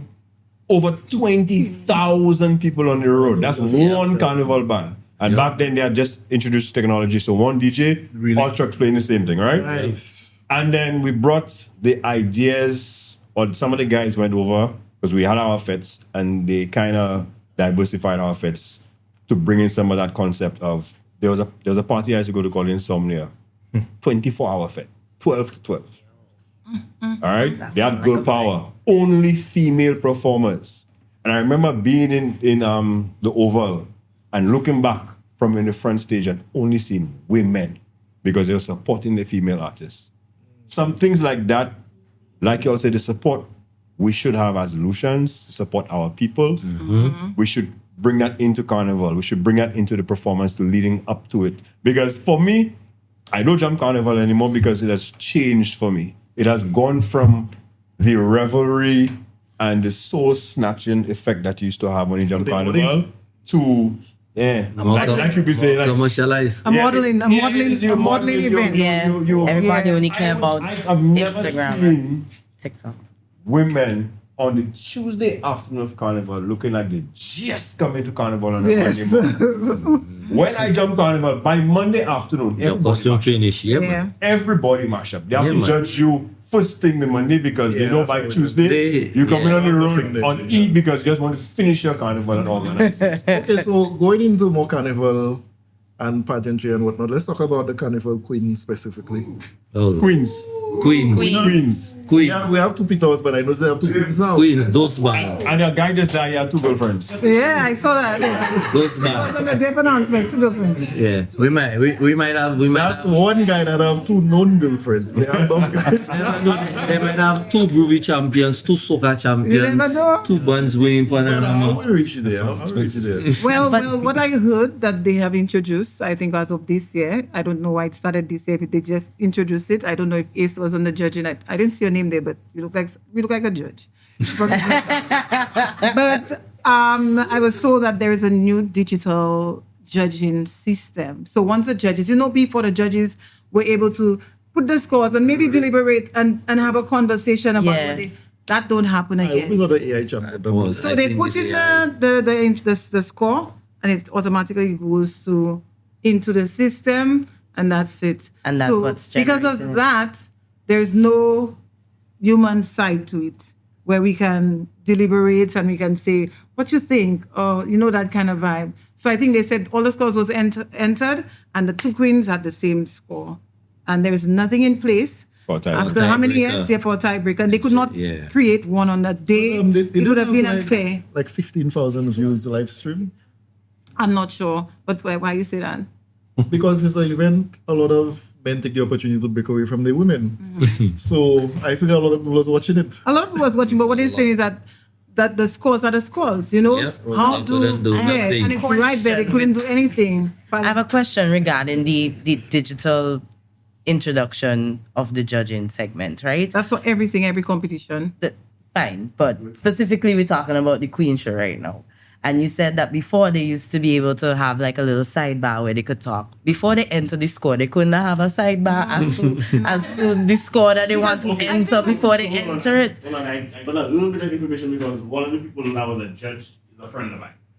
Right? And what it is, you're saying, it was a digital system, but you didn't have to enter the score as the person performed. Right? You could have waited, you could have written and tallied, and watch each performer score and then enter the score. So you had that capability. Right. But not everybody did that. Done that. Some people put it in so right away. they talk that. But there's no discussion among the judges. So even though you collect your scores, it don't matter because you don't know what he's entering, you don't know what he's entering, you don't know what the others are entering. So everybody's still entering. Yes. So that's why I was coming to. Did they not have a discussion with the judges ahead of time as to how the new system work in one, and two, that they could have had a conversation prior to entering set score? To be quite honest with you, I don't want to have a conversation with the judge about how I do. Yeah. Judges are supposed to be independent. Yes. No, I'm not saying a full-on discussion, but like, say there's 6 judges in all. Say 3 decided that, okay, that performance was amazing, and the other 3 are on the fence. The 3 that are on the fence, looking at everybody else's reaction, on their panel reaction, and trying to see like, maybe someone else probably on the fence too. They don't think to ask. The way the judging happened as well, I'm not sure for the Queen Show, but remember they always take out the lowest and the highest. No, they don't do it anymore. Okay, so the system changed. Okay. If you realize the pageant had rotating judges, so all scores matter. So that means if you did interview segment, you don't do the talent segment or you don't do the swimmer. So there's a rotate. They switch judges. So the need to remove the highest and lowest is out the window. Yeah. Right? Okay. So they took out all possibilities of biasness. Right. Yes. Well, yeah. So I don't believe that. I personally don't believe that any particular bias. I just feel like some people didn't watch the show. Well, I feel some of the judges didn't watch the show. I'll be quite honest. Well, they just put on any score that they felt like. Let me tell you how that system, in my opinion. Just give me 1 second. Before you go to the system, I know about the system, but the only thing I could say about Queen Show is they have 2 queens. They say it make history, and that is that. So let me give you my opinion as to what may have happened in some instances. Performer number 1 may have been scored and entered. Performer number 1 may have gotten 10 out of 20. You now come in and you're scoring performer number 2. You juxtaposing performer number 2 as to what you saw in performer number 1. So now you're judging performer number 2, who may have been worse than performer number 1, and you score her lower than 8, which becomes your new benchmark for performer number 3. So as you go down that line, you know you don't have a fair judging system because now you will not remember performer number 1 by the time you get to number 9. Right? So those systems will always be flawed in that manner. So imagine if you have somebody who is out of the world as number 1, right? And then you have somebody who is, and you score exactly. And then now you go. But it happened on the paper system because I can tell you, when you put all the scores for performer number 1, the head judge takes it away. You do not get to go back and erase and say, but you remember what you did. Yeah, but you already put 10 for them. And then the one after was much better, but you gave them 10. So then what you going to do? Except for give them a 10 as well. The scenario is saying that performer number 1 was amazing. Mm-hmm. But you don't want to give performer number 1 top marks. That always happens. Right? Number 1 always get the shitty end of this. Well, most times, not in this instance though. Most times. My possible solution from day one would be to assess the judges. Right? So you assess what the judges would consider a great performance. So who is judging the judge? Who's judging the judge? How Other you people. assess them? By having them judging Yeah, something. you have them judge something, and you assess what they would consider amazing. What is a great dress? What's best in dress? Judging You will assess never that. be fair. It will never. No, it will never be fair. Done by But human beings. you get to understand what the judges would consider exceptional They'll in do their their- opinion. They'll do their best on that day. Let's say you go and you have the recording of Queen from the year before. Correct. Right? And you make guys them as a watch it. benchmark for Correct. everyone to watch it and judge and score accordingly. Yeah. But they will do it right then. But when it comes to the real thing, that's where all the emotions and the reality comes in. I know her mother. I raised her. Yeah, so But that's fine. on that day, That's I give her a fine. little 10. Like, no emotions, everything. We're dealing with human beings. But Judging that will is never. That's fine. how I say the judging. Now, to me, in a judging case like is that, finalized. Just accept it. in a case like that, you have two persons coming up. How come you don't have a tiebreaker system or a protocol? Because they said it has Those- never happened in So they didn't foresee that kind of it plan could is that? ever happen at all. Yeah, Like, I'm trying to understand. We're in 2026. You introduced a digital system for the judging platform, and you're trying to tell me that at no point in time throughout your whole entire thought process that you thought of that a tiebreaker would be something that The you thing could is that consider just in case. I think it has 'Cause you happened have to before. think. And a lot Yeah. of times, but they just probably got the back and just say, boy, let's see who will be Well, I mean, That's amazing. But because they had, they did because they take had a nothing while, to though. do it, they had nothing to prove it. But now, since it's not digitally done, So hear that. they can do that again. That's what I think. That's what I think. Think. Paradisa, that's what had happened. Just two scholarships. $50,000, and what else? Everything now. Everything's double. Everything is Everything double. is double. So, Yeah. so they're not split. At least they're not splitting it because that would be Everything. upsetting. Yeah, well, that's the only question I have. That's what I want to know. How do you do that? But at least they're both getting the prize money, their own individual. But one thing I want to see, I want to understand though, is I saw in the statement the minister made is that there's gonna be a reset. So what does a reset mean? Yeah. Drawing board and evaluate the judging, I guess, And criteria take it to consideration. and take into consideration just in case a tie happens. Another thing too, National Carnival Queen needs to stop saying persons with children cannot enter the show. Okay? What's up with that? Yeah. But it has changed for Miss Universe. Sure. That is no longer a thing for Miss Universe. So why here in St. Lucia, they have persons. That's the thing. Yeah. But that's not good, you. They need to take that out. Many of my friends who I've known that entered Miss SVG prior to having children. And it was because of that one rule. I'm not saying that it's right. I'm not saying that it's not something that they should consider changing, seeing as Miss Universe now has changed that rule, but it's been a pageantry rule for decades. I think that rule was put in place simply because of the way that what is expected of the queen or whatever it is in terms of travel, appearances, everything. Yeah. You don't want anything. So, all right, what happened? What if you win Carnival Queen, right? And you're now supposed to travel for the year Second to place, go different you- places. Hold on. And halfway in the year, your child falls sick. The other The person first thing you would do is take care of your child as a mother. Okay. That's beautiful. I love that, right? Great job. I say she not thinking about that. Right? I have lived a promiscuous life as a queen, right? I get queen, right? That does not count. I can still go up, but because I have a human being that could probably be the future Carnival Queen, I can't go up. I don't think that's what they consider. I think they consider the No. fact of not having any ties to prevent you from. But that's a tie. That's a tie. That's a tie everywhere. I didn't want to go into details. What you saying, Kay? Trying to. You know what I'm saying. Prevent you from going up. I mean, having a child, I don't think it's you can really separate it from the fact that anything could happen to you as a queen. I mean, your child could fall sick, but then me, a queen who doesn't have a child, something else could happen that to prevent her. So I guess that's why they have the second place. I think it's a very old. Way back when. It really needs to Kinda go. It's just like when they had the thing where teachers could not have children. That back then, teachers, yes, you could not be a teacher if you had a child. A long time ago. You couldn't have a child and be unmarried as a nurse. And be unmarried, yes. That's old. They need to revamp those things.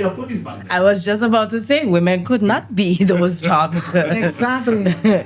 So I do agree with you, and I mean that's some of the things that can be revamped and taken into consideration. All right, guys. So, James, nothing on that? Well, I give my piece. Yeah, I just want to know what the reset is, but yeah, big up the girls. I mean, they did their thing.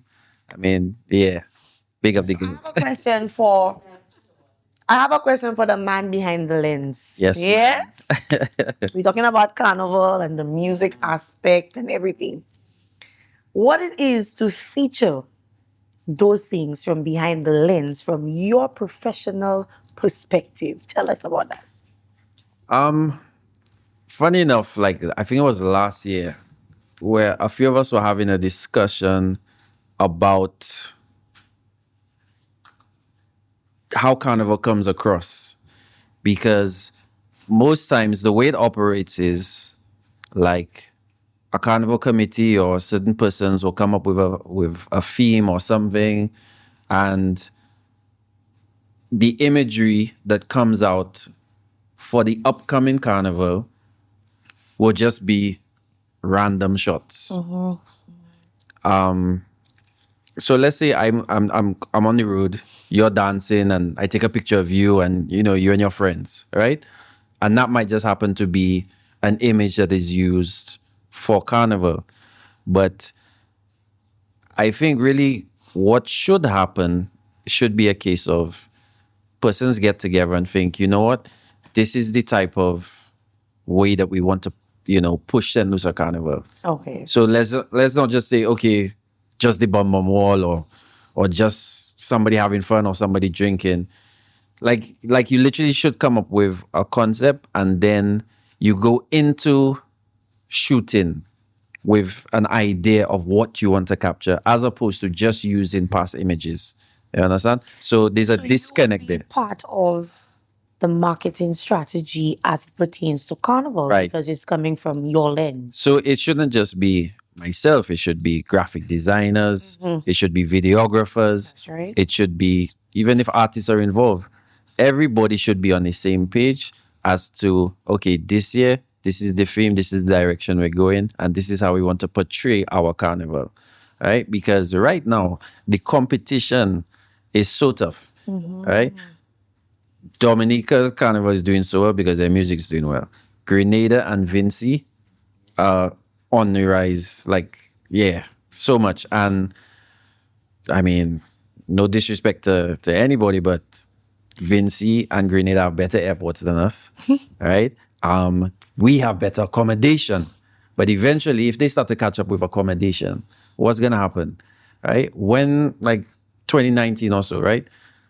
If we knew persons coming for carnival, they would come, say, Vinci Carnival, then fly Lucia Carnival, then maybe go Barbados or Grenada. Now persons are choosing where they want to go because flights are expensive, things are expensive, our accommodation, we're outpricing. Even persons are complaining about the price of our parties as well, Yeah, the foreigners are complaining because the foreigners are complaining because they're seeing, if they you go to a Mecca like Trini and you're paying $500 US, but what you get for $500 US is worth it. So what's worse in pricing? Our promoters and the carnival events or Massey? The Massey comment you can direct to Mia Motley. Yeah, I think she answered that this week at CARICOM. Now, as much as Vinci have a better airport, I remember time I went to Vinci and only Shumi was just an airport. But that's your fault, fam. That's your fault. I get it. I don't know who you was running with, but it was running you wrong. That is your fault. I get it. Because they had There. 32 islands for you to see. So that's your fault. Anyhow, I want to know how much of the carnival product actually benefits St. Lucian, because when I see most of the costumes, don't they come from Trinidad? No, China. China. Yes. Mass produce there. Really? Yes, they made in So China. I mean the Chinese making hot over, but still, not even in carnival making money. Well, not they making money. The person's ordering it from China and selling it to us. Say, you know how much a carnival costume? Probably €5 and they selling 500. It's not $500. It's not 500. Minimum you might get. You're not even reaching backline. No, that doesn't exist, my costume for friend. 500. Not even You can backline is understand 500 US. You remember you're selling an experience again. Yeah. Yeah, but it's what you get for that money. It's not understand you get the experience No, of the that's property. that's a stakeholder right there. So Mr. WaveMaker, look you. So Yeah. I'm looking for 3,500 a month. How I enjoyed myself and I go, 1 month my salary for carnival. 1 month salary. Save. To answer your question, Jason, don't shop at Massey, that's why. to answer your question, Your initial question about who is Carnival marketed for? Carnival is marketed for who wants to go to Carnival. Yeah, that's what you know. Who wants to? Who wants to? You can't make people. If you want to experience it, then you have to. Yeah. Yeah. You can't make people. Who can afford it? Who could afford? But you can't make people. so you're not saving Mr. Investor there. Yeah. So if you don't, if somebody don't to come, right? If somebody don't to come, then they don't But to I come. want to If you want to go to Europe Well next year, said. you have to save to go to You Europe know, you next can year. actually, no, to be honest, but you can have a good time in Carnival. It's just that Yep. what the feds you choose to attend, because they have feds for like 150 EC. What fit is that? Wrong bucket. WTF? You they know- have feds you for know- 150 EC. You know, sometimes the expensive feds, It's not always the it's best not one. always the best feds. Exactly. You know, So your sometimes you don't. recommendation for fits this season? They have affordable feds. They have a Let me tell you. No, my Let- boy, you you want- gotta you want me to be? You want me? Soca Fest 185 EC, guys. Tickets still available at the sale. No, no. 185. Listen. 185, yeah, they have affordable feds. Inclusive. Let me tell you. Canal Brunch this Sunday, 150. Yeah, they have Don't want to go to disaster. expensive, yes. Exactly, they have They have. So it's what you Fetland. want. Yeah, they have good feds They have coming good up. feds. If you want to go places like 5-something feds, you see, then you have As to you. take a loan. You check it. But your little 300 and how much is your salary? 3,500. 3,500. You can fet and still have at least $1,000 left. You can get a nice costume. They have bands. Do not go to him at the back there for recommend a band because you may have to give you. Let me tell you. Every What they have? What they have? Where? yeah, they took us Someone too. there too? So you jump one day? Only they too. Really? Yeah, so yeah, there are people out there want to do they too. So like I jump in this. So basically, when the calendar pop out, every day have 2 to 3 events, some have 4. You just choose every day. But Twis, you know what I'd like to see? More parties around the island, like next week, in the heart of the carnival. Yeah, like have a party, a big party, and go head to head with an escape or with a breakfast fete in the south. You understand? Yeah. I'd also like to see more fetes than brunches, and I think that's why we have kind of killed the whole Yeah, too much energy. brunch. Everything is a brunch. Every fete is a. I just say that every fete I've seen people come from that's not a brunch. So like Blocko, all those things where it's back to the old. Yeah. You just got free up. Everybody enjoys it. Everybody Yes. All the Those are the brunches best and ones. breakfast, there's people like, Yeah. And then they complain after. They don't vibe. because they dress nice, so they're going Yeah, they to don't mess up vibe. They play to do their face. thing. But when you go and you know you're going Blocko, they're having powder, they're having mud. Yes. You're going there to Because- get to see, you're going there to Exactly. Lego and enjoy yourself. And again, 100%, yeah. and again, you would enjoy community carnival See, when you go to a Dennery, yes. you go to a you go to Soufre, you go Maguia, you know, sometimes even Viewport, you see community carnival. And it's big, the you know. vibes, let me tell you, the vibe and the events around it. old school. So, I mean, hey, our carnival up north, you know, nationwide carnival is top tier. You know, it's top tier. But you see, when you go to community carnival, if you want to feel like a real Cicero as well, man. Big up Cicero. That's where you will get. Yeah, man, Cicero. You mean you're going there? Cicero is rebranded. Rebranded. They are the big carnival, Grocery Carnival. Grocery Carnival, man. Yeah, man, community carnival doing really good. But funny enough, you say that, like what you said. You see, like Sidale and HP and Certified's party the other day, HYMC. Yes. Oi, the energy in that party. I was just like, yeah, like, and I think that was missing since Cooler Fets, gone. Yeah, like, yeah. People just needed that, and you could literally see like the really fun people just enjoying themselves. You know the top thing about that party? Strictly local. Yes. Yeah. So I think the promoters have a huge part to play in it, and I have said to some of the artists, if there are no avenues, we probably need to start to create our own. You understand? Yes, we need to create our own. Because they have private events, and I believe that we should do, instead of studying. They have private events. They have people coming down and doing events. Do our own events, put events together. Yeah. Like I say, like events company, I say, no, sure, yeah, you'll have a lot going on, but I feel like we could brand some events, Lucian type of events, where you actually get your sponsors on board, whoever on board, and you get your artists on board to actually have St. Lucians actually closing their own shows. Yeah. But hear that, why we need sponsors and all these things? You also remember we used to have some nice house parties, like. House party. Why not? All now, so I seen inside of here. Inside of here taking a house party. Mommy might not like that because we might go there. Cheers. House parties back in the day was that was the thing. When you leave a house party, you have to ring your shit, remember? Yeah, man. You have to ring your shit. I always give people that story. As 2005, the last time I really considered myself being a real pet, I was inside a million. Don't ask me who. That bring me million. I can't remember who bring me. Who tell you? He knows. That's when I talk about wine slow. That's what slow. When this shirt I took off on my back, never made it back in the house. Because it's in the corner of the house, outside. All kind of things that happen out there. Your mother tell you go bring that inside. No, for sure. House parties used to be the thing. Let me tell you, people used to have a house party and invite you, but at the end of the night, there are a whole bunch of strangers in your house. Endless people enter in your house. Endless people enter in your house. Let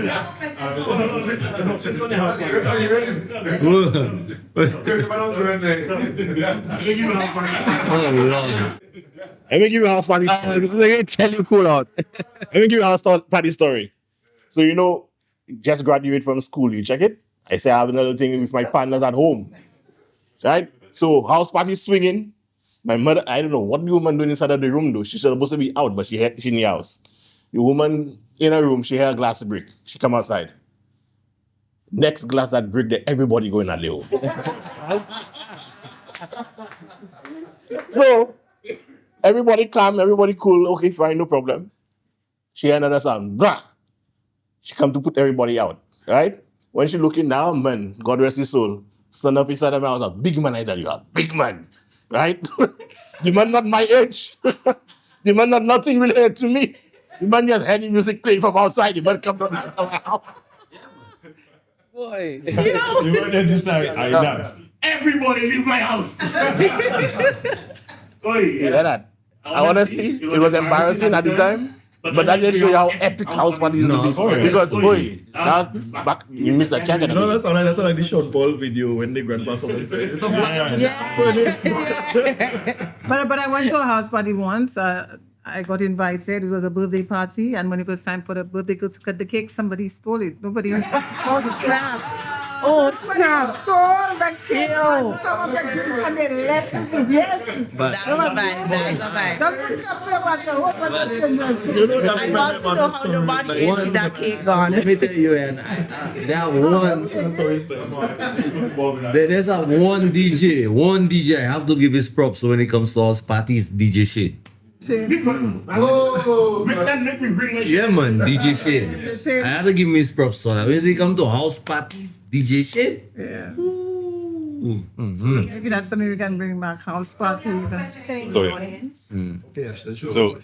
So yeah, this one's goes out to WaveMaker. You said something earlier about photos and carnival and just being something that was just put up. Has there ever been a situation where maybe something was put up and you get contacted or whoever's get contacted and say, well, we didn't consent to that. We don't remember that. What's happening here? Like take that down. Boy, all the time.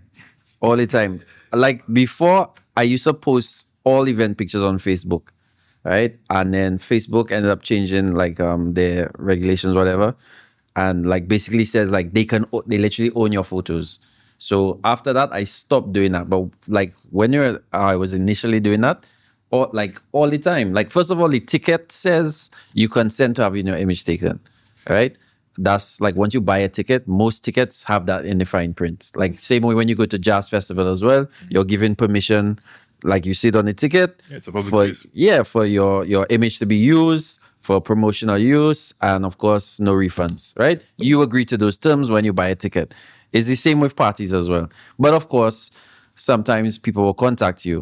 Now, the tough thing is if that photo or something is doing very well, and then somebody's like all of a sudden, delete that because maybe somebody at work or they weren't supposed to be there.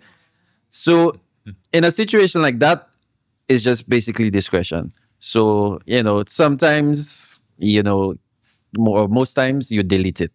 But other times, you'd have a discussion and be like, are you sure? Or, I don't like how I look in that angle or something. And, sometimes it's my job. I'll just say, no, you look good, man. You look fine. And, just leave it there. But it has happened. But I feel like, You always lie to them. Well, I was about to say. I ain't gonna say lie, You have some photographers that put up some very unflattering pictures or videos of people on their social media platforms. 100%. And yes, it's getting a lot of likes and all of that jazz, but in the comments, 100%. they'll be hitting at the people about what they're wearing, how they look, all kind of thing. As a person myself, everybody here is a person. And I have insecurities about certain parts of my body and what's not. If anybody was to comment on a picture that was posted that I did not like, and I asked the photographer to take it down, and they refused to take it down because they said, oh, but it looked good and it gets a lot of likes and comments. But the comments are not nice, and my picture does not look flattering. But what if it's the opposite? And we took the picture, you loved the picture, you're like, oh my God, send me that picture. And then I post the picture and you love the picture. You even make that picture your profile picture. That's how much you love it. But in the comments now, it starts to get some negative feedback. And then all of a sudden you want it taken down. What would you do? What would I do in that instance? Honestly,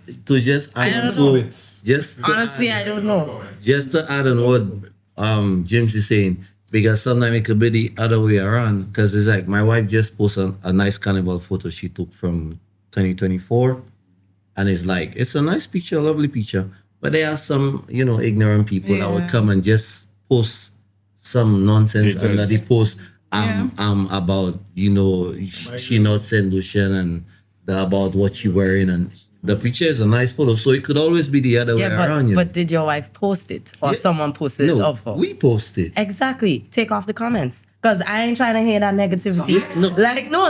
We don't. No. Like, that's my So thing. we don't study comments because we do content creating. Right. It doesn't bother us. We don't. But I'm just saying it could always be the other way opposite around. Yeah, because I get what you're saying. the cameraman captures, right? could just be something beautiful, but just because they have a little bit of haters, you know, some people that may not like you, well, you might see me in a picture like that, and I might like that picture because that's banana. Job. Yeah, job. I could show you a picture of me like that, you know. Well, let me tell you, I there feeling myself in the fete. I say, yeah. That's you? Let me pose. No, that's not me. I say, yeah, man, let me pose. And then I see that come out. But that's a nice picture. You know why? Yeah, man. It represents what Jab Jab is about. Yeah, the rawness of it. Now, going to that, do you all think Carnival has become too sexualized? But it's always about No. Become. I find now, okay, I'll tell you why I asked that. I had a client once that said she came here and she went to Carnival and she met some guys from the US and they were dancing, right? And the guy just from behind hold her by her neck and start grinding on her. like, what the fuck are you doing? And hold on, and the guy generally was, I don't know, that's why I see them doing on the photos and the videos. Not understanding the concept of Lucian Carnival is that the grind is that grind. No, hold on. And then a lot of the other women, because we have 50 women here, a lot of the other women say, yeah, they finally go in the fest, they want to get a dance, and the fellas just have a mentality that they come here to fuck. Yeah, like They're not coming here for Carnival because of how they see the content online becoming more sexualized and more raunchy than just appreciating the beauty of what Carnival is with the rhythm and everything. I honestly don't see, I would not say there is a big difference in terms of the whole sexualized concept of Carnival back then and now. I mean, except for the fact that it has become what it is now. It's like that for a while. The skimpiness have been there for a while. The wire brass there for over 10 years. It's been there for a while. Even the song and those things have been there for a while. I remember when thongs first came, everybody's like, what? Yes. But thongs been in Trinidad from his 90s. Exactly. You know? So, but I think maybe in terms of behavior, maybe the persons, I don't know where they saw that, but a little bit of all of them. I don't see people grabbing people in St. Lucia by the neck here. What? I know somebody would definitely be passed out on the road if somebody grabbed someone. What if the picture they posed was Twis and his wife? Exactly. Crying and holding and giving her crying. Yeah. But a random person looking at that would then know. They look at it like all the pictures that they're posting are similar. They get the wrong image would Well, be that's their fault. that's what Carnival is. But then maybe it's the marketing and not the raunchiness or sexualized nature of Carnival in us. I think as well, what you always have to do with anything, so whether it's a party, whether it's Carnival, you have to control your content, right? In St. Lucia, you will just give out media passes, and you have no control of the content. And you don't know who gives out the content, and you cannot vet anything, right? Like one thing I saw Dominica did, right? And Nigel, I sure you know, when you apply for your accreditation for Creole Festival, they give you a deadline to also share your content. And if not, you get blacklisted, right?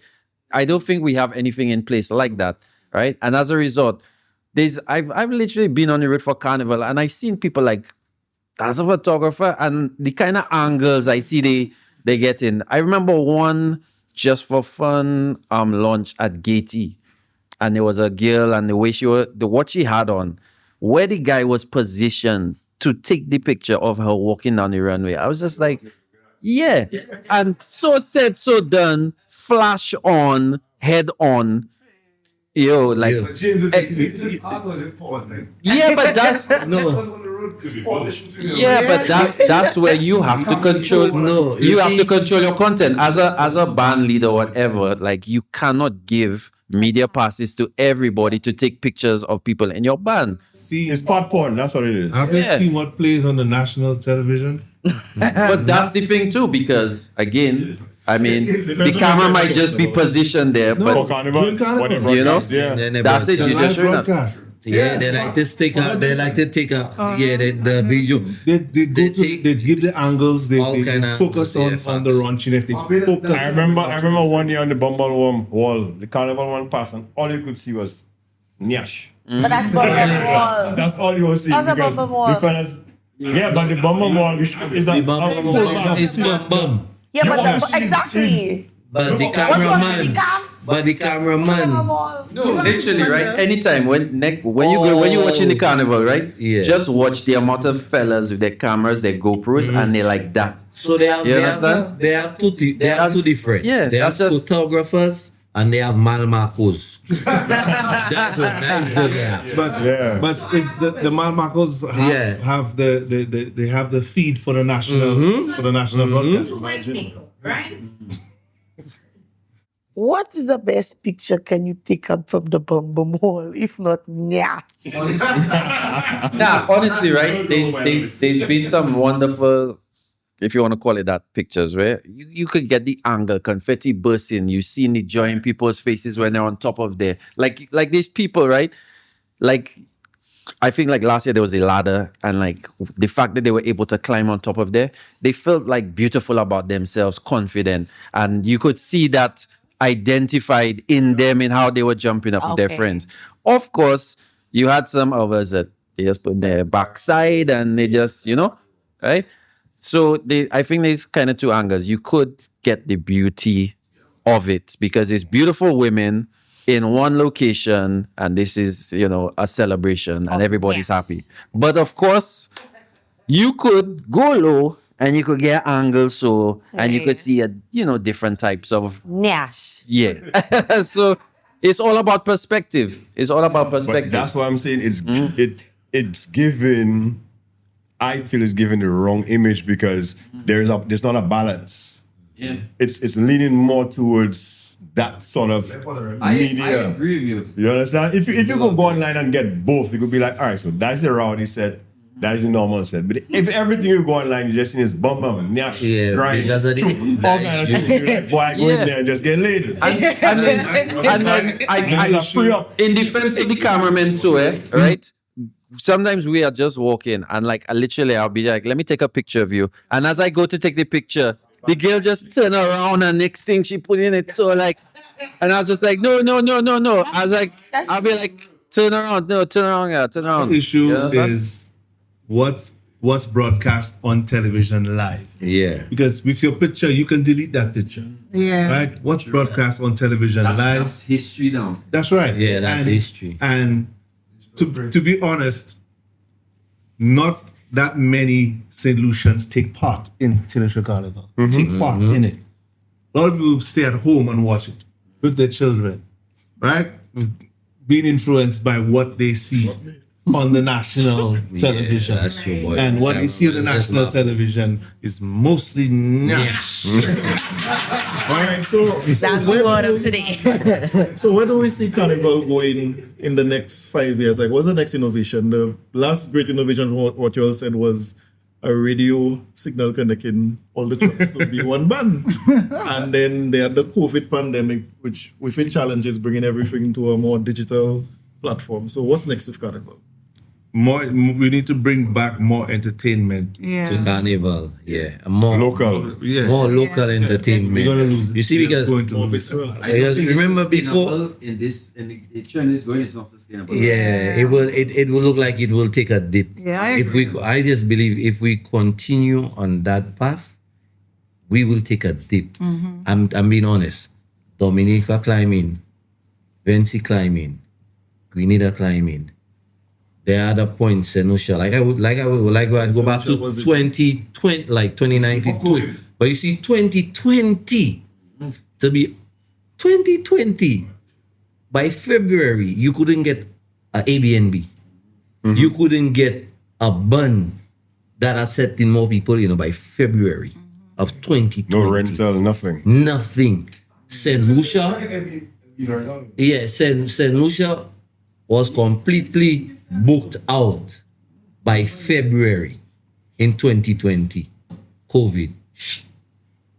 But you see, right now, I just believe we need to get back to the more raw vibe in St. Lucia, where we used to go back to our party in the yard, our cooler fits, our line jam. I mean, Valaville was a vibe, was a good vibe, because I play on the chalk, it was a good vibe. Like all these little vibes we used to have before Carnival, I think we could revisit and revamp it. That's true. But the Master Square. But you know what? I would also like to see that they do like probably bring Soca Monarch back to where it used to be. We can go into not in terms of venue, but in terms of date where you can do the Juve, because I think it takes away from the before we used to do that thing and then go straight into the Juve. So Just to hype used you to look for the forward Juve, to the yeah. Juve. I think it used to be. It used to be. I feel. Was it? It used to be Panorama. It used to be The Juve, they still Calypso, have Juve, you know. Groovy and Soca. It I mean, disadvantaged the winners. yeah, Actually. and Wow. OECS. But Yeah. some of the winners still don't even. So that okay, I've heard that, and I don't even want to go too deep into it. The week before Carnival is events. Now listen, so just have a lot of events. Most of these events don't have artists performing in them. If there were artists performing, I would agree, but they don't. Yeah. So when you remove They do perform with them. how many artists and on those shows, I could tell you the shows that have artists booked to perform for the week before Carnival, you know. Apart from Color Me Red. I agree with you 100%. But I think we're looking at it as a disadvantage now, as opposed to saying, okay, that's the situation right now. Let's see how we could make it an advantage. So, if you know national competition happened the week before, right? What needs to happen now is if they don't have parties for the artists to take part in, let's see how we could make sure that the promoters understand that you need artists on those things. Yeah. I think that's how it. But the promoters are foreigners. But you Who's can't- paying for that? Exactly. Who's paying for that? Most of the promoters is foreigners. So it's like They don't care. A lot of the parties. Paying for that. A lot of the parties is foreign. So tell me, how does that benefit And us, then the artists, by foreign pushing us DJs. back? Where before, at least, I mean, I understand that, you know, they want to give the event, I don't know why, a chance. As far as I'm concerned, the artists are the biggest stakeholders in that. So- And we have to benefit, you understand? A lot of us, okay, I made it to semifinals, and that's it. That's the second time. I am not complaining. It's the second time in my entire career that I've not made it to finals. But that's it. That's it. That's tell it, you- y'all. That's it. You understand? Semifinals. Even those that performing at the finals, come Friday, a lot of them, that is it. They're not going to be on any other stage. They will not get that foreign exposure. And that's what makes it. No, hold on. From what you're saying there, and I could attest to that.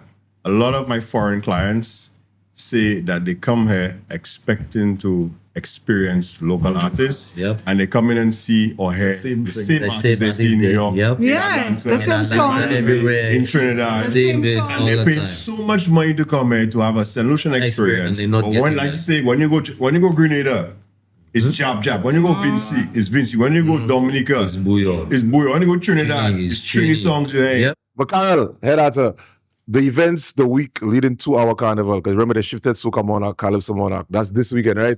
So the week before our carnival, you have foreign promoters and you have foreign DJs. So the people that travel to experience our carnival, they don't get to our local DJs, you know. The headliners for those events are foreign DJs. You understand? And they don't even need local artists. You understand? But I said and those foreign DJs playing the same And music. they're the ones outside. promoting the events from overseas. So they have a crew, a carnival crew that follows those DJs everywhere they go. So And I don't have a And problem then- with that, Nigel, But except for still I think that they should incorporate. include, Yes. you have to include the locals. Exactly. How else are you going to play the music that needs But to who's be going to pay heard? for it? Like, is asking, who's explain? or why not have the foreign DJ? If not, you want him to be the headliner, but only have local DJs before. So even if the foreign DJ only plays the normal music, At but whose you expense? have all DJs and them. Yeah, but like- again, the problem is not about who DJing. To be quite honest with you, I don't think nobody cares who DJing. To be quite honest, hold on, no, listen. Let me rephrase it. I'm not talking about it from the perspective of the type of music. I'm talking about it where we should champion it for artist performances. What I'm saying, I get you. But what I'm saying is that I think you want to make sure that you get artists, whether or not it's a DJ playing or not, you get artists from St. Lucia to perform the music. I think that's what you're advocating for. That's what I'm saying. So when I say it doesn't matter the DJ, I didn't mean that it doesn't matter. I'm just saying that you have to take in consideration the ultimate goal is to make sure that local performers get an opportunity in the event. Since they moved the competition back to accommodate those events, because that's what I take it for. That's how they do it. Yeah. But who's the So maybe, as opposed to just having your that's back in the day when you're at NG Soca stage, that's a whole different story, you know, back in the day. Right? When you finish your carnival season, you as the artist or the group or the tent that you may be championing under, right? What preventing you all from creating something for artists within the event scope of St. Lucia Carnival? What's stopping the artists from having? No, the tent. Okay, for example, I don't know what was it? Is Ultimate Soca tent that's the one now? Yeah. Right. So let's just see. They have this thing pre National Carnival competition, right? So you have those things almost like you're running two events or whatever it is. But nobody's thinking from a tent perspective, right? Let's put something as an event for locals within the span time of the events. You see what happened for some promoters at that time. It's very risky because we are talking about events that already sold before they even. Yeah, but what I'm saying is I understand the risk. But what it is, if you all have the artists already buying into the idea that we own it, as opposed to a promoter promoting y'all, but y'all buy into the idea of having your own, it will change it. The only thing I would say is that I just think that we as St. Lucians need to do better as individuals to support ourselves and support our own. You see, the lack of support we have when it comes to us, that's a problem. I just how do we change that? Like I said, like to me, we change that doing better individually and doing better as people from a nation that needs to stop putting negativity out there on one another, stop fighting on one another, stop acting like because somebody doing better than you, that's a problem. Stop judging. So do you know how Trinidad, I'll use Trinidad and Jamaica too, is their music is so prevalent in the diaspora? Because to me, to me, in what I'm seeing is like they band together. They have togetherness. The artists moves together. The DJs moves together. The people another one forward. Those that they have backup, right? They have people that in the the bigger heads push and they have support. And they can afford to do that because it's not seasonal. The diaspora understands business. So the Jamaicans in New York would hire the Jamaicans from Jamaica to come here. Similarly with the Trinidadians. Right? In Canada, all over the place. They support their people, but to their benefit. Right? To their benefit. So they would hire the hottest song from wherever it is, understanding that in St. Lucia, how many people do you get for an event? Like the biggest event, 4,000, 5,000 carnival events. In the diaspora, you can get 10,000, 20,000, 30,000. Right? In a different currency. Well, I know you say that, guy, but you spend dollar for dollar. You spend what you earn. But they had the advantage of numbers, and that's why I said earlier on the amount of people that participate in carnival here is a tiny number compared to the amount of people that we have here, or even compare that capita for capita with Trinidad. Let's say 20,000 people in one band. You don't have 20,000 people on the road in St. Lucia. But that has happened because of the expense of carnival too. You know, a lot of people have stopped going to fetes and when it was cheaper. More expensive. When it was cheaper, we did not have 20,000 people. We didn't have 20,000 people on the road in all of the bands. But not only the bands, but fetes and all of that too. Like the whole carnival. The combination of all of them, you probably have 20,000 if you add up all of those numbers.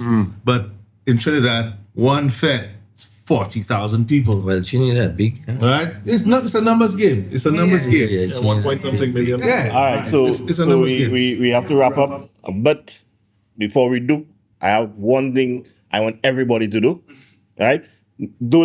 Even those that see they're not in Carnival. When this episode ends, Soca Mona could have happened already. Calypso would have happened already. Panorama would have happened already. Right?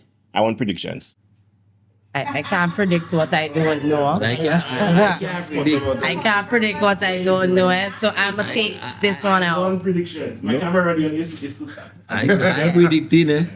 I was having a discussion about road march, and I honestly am unsure about road march because I am a musician. Yeah. And I love melodies. Melodies are what drive me in music, emotions, all that kind of stuff. And there is a lack of that in the music of St. Lucia. So I honestly cannot predict road march. I just don't. At this point, to me, Bum Whistle has it. Eh? Well, but it's crowd response. Now, road march. Yeah. Crowd response. But I see road march for like in the early I would have get like last month I say Bum Whistle, but you see now Momentum. Peter Soca stars. And if y'all I don't know if y'all watched it on TV, if y'all watched the crowd they carry, you see Biscuit, when that it is okay to okay. Let me tell you. And you know, we Lucians, we like the shit. We like we like the shit. So you know, Bum Whistle is like a front runner, but they are one to songs that could actually creep up. You make a lot of sense. If what's his name, Top Chefs can win road match with no woman, no carnival back in the day. Power troubles. Yeah. So you could, you can never tell. My brother didn't win road match just because of that was boy Lucian's like a stupidness. Listen, Mr. Viking. So I would say yes. I said that, Mr. Viking. One second, I want everybody to make sure That was the whole song? Yeah. Oh my God. Like we about the road match. I have a competition and coming up this weekend. We don't know. We don't know. That's what it is. We don't know. It's a prediction. The most I can tell you, Groovy will be tight. Groovy will be tight. Soca, I can't tell you, but Groovy will be a tight one. Who do you want? For me, I see Groovy. I see it's like you said, it's tight, and I see at the top three, I see Ricky T, I see Devon, and I see Alpha. I also see Sly in there because I know Sly is a little bit mysterious. Like, I think he has the performance thing unlocked, so it's just a matter of coming out and doing his thing. Stage presence. Yeah. For the power, excuse me, Ricky T, that we didn't power. Remember I told you that. For the road match, I heard everybody talking about Bum Whistle at the beginning, but I don't know. I'm telling you that Biscuit song. That's what I had. What's a Biscuit song? I think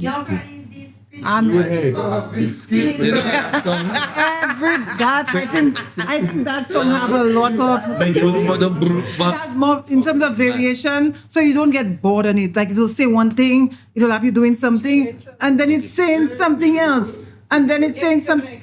So the trending times of the girls are fighting all the time now. Yes. Just tune in tomorrow, 3 p.m. Team Soca. You go ahead, man. Come down. James. My prediction, Groovy. I feel the same way Trump was able to organize the red card rescinded for Balagan for World Cup. We're going to have something happen and Sidil going to come back and insane. Going to be in yeah. So something's going to happen. I don't know how. But yeah. Sidil have to come back and perform insane in the final.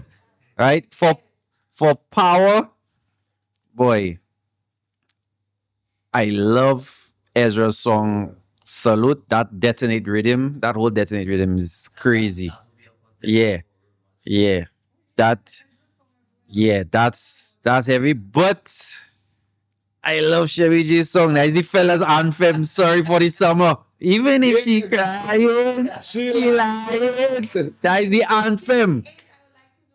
Yeah. Yeah, man. The most popular song Yeah. Shelly J own, but in terms of power soca and performance, believe me when I tell you, come tomorrow. You remember when I tell you that? Tomorrow is When a Ricky battle. T is on that stage tomorrow, Yeah, you can never underestimate the boss. Never. Yeah. And road match. Road match is biscuit this year. Come on, man. Yeah. As a final question, everybody, who is your carnival goat in terms of music they have produced over the years or performed over the years? Who's your carnival GOAT? Yeah, Lucian goat in carnival music. Doesn't have to mean that they won Soca Monarch or road match. But who's your carnival goat? Ace. I say Ricky T. yeah, for me, it'll be the same. I say Ricky T. Ricky T. I'd say Ricky T. I think Very that's- diverse. Yeah, diverse and consistent. Even if his songs have one, his songs are catchy. They always play. They'll I was always just hit. about to But- say, I do find the Ricky song T, I would say Nerdy. I'll give him Just that. about to say that. I'll give Nerdy's props. See, you see Nerdy. She, Just now, let me just say that. I respect Ricky T for one reason. Ricky T is someone, I always tell people, if you like something, you have to put your time, energy, basically your life in it. And that's what Ricky T does with his music. So that's why when people say things, whatever, people even say, me, you're always giving Ricky T so much props, whatever. I respect him because that's what he have and he respects it. And he takes it serious. And then it shows in his work. Yep. And another person I see doing the exact same thing is Nerdy.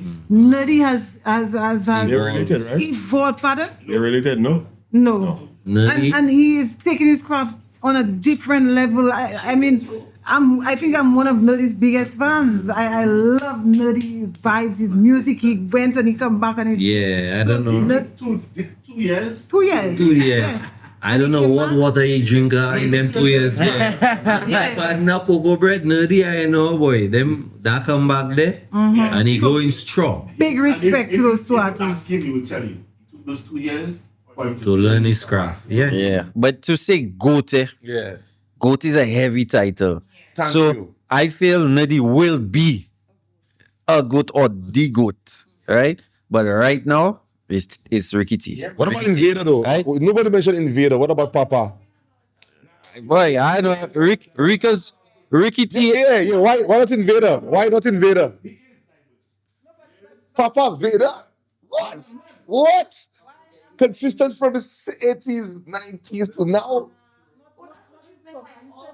Yeah, GOAT, GOAT, your GOAT, yeah.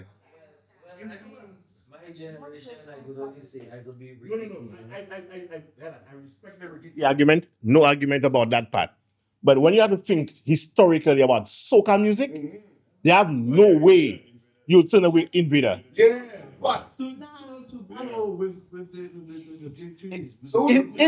Invader went to Kings of Kings. Invader went to Kings of Kings with Walk on Wine, Remember, you know how hard it is for you to make it to Kings of Kings? Yeah, man. What's Kings of Kings? What's that? Sorry. You see that? Yeah, Kings of Kings is the tournament. we don't have a good. What's the thing?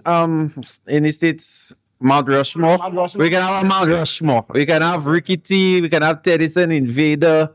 Yeah, you can have. Yeah, man. Okay, Yeah, so man. so in my Mount Rushmore, you have to put it that way. Ricky T, I will put Invader for sure, right? And we need 2 more heads, right? 2 more heads, right? Yeah. Yeah, 2 more heads. They say 2 nowhere laureates we have.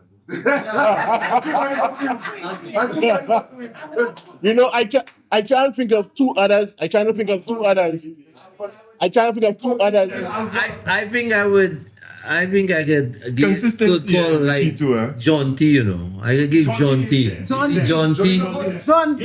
Yeah, you see. Don't have a period. Not you Yeah. all the time. No, John I T. mean, but I would give him. I would give him his props, man. Yeah. For me, I would put him up there as an artist. Yeah, if we choosing four, he'd definitely be. Yeah. Oh, hear that album Big Bubble is? You could listen to that entire album track for track. I want to hear is good. Who is good? It's good. You know something about it? To me, Ezra not this. Ezra. No. Ezra not good status. Ezra has nothing to go status. This is status. Remember, God is greatest of all time. I'll tell you why. Let's just be clear here. Greatest of all time. Greatest of all time. He might be greatest of this time, not all the time. Okay? Yeah, get there, yeah. And I think that's why you said Invader. We said the good ones in the beginning. You never know the people in the Yes, who's your man? Rushmore. Invader Ricky T. Yeah, That's it. Invader Ricky T. Yeah, to me that's it. I stopped. I'm stopped there. No females. Nicole, like. I mean, Nicole was Nicole great. have a props, yeah. Yes, Nicole had a good run.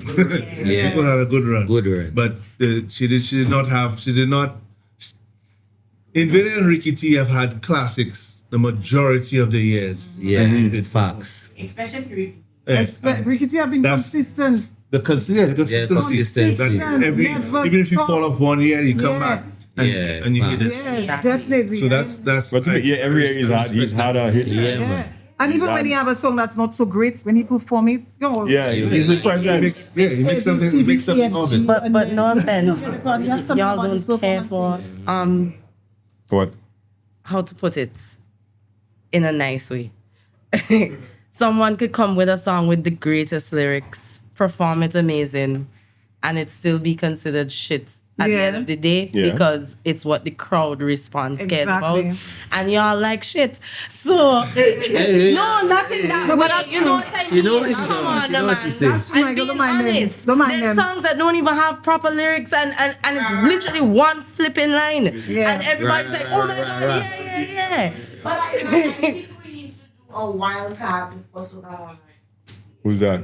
All right, so let's close this episode with a twist and DJ Twist. Close tonight.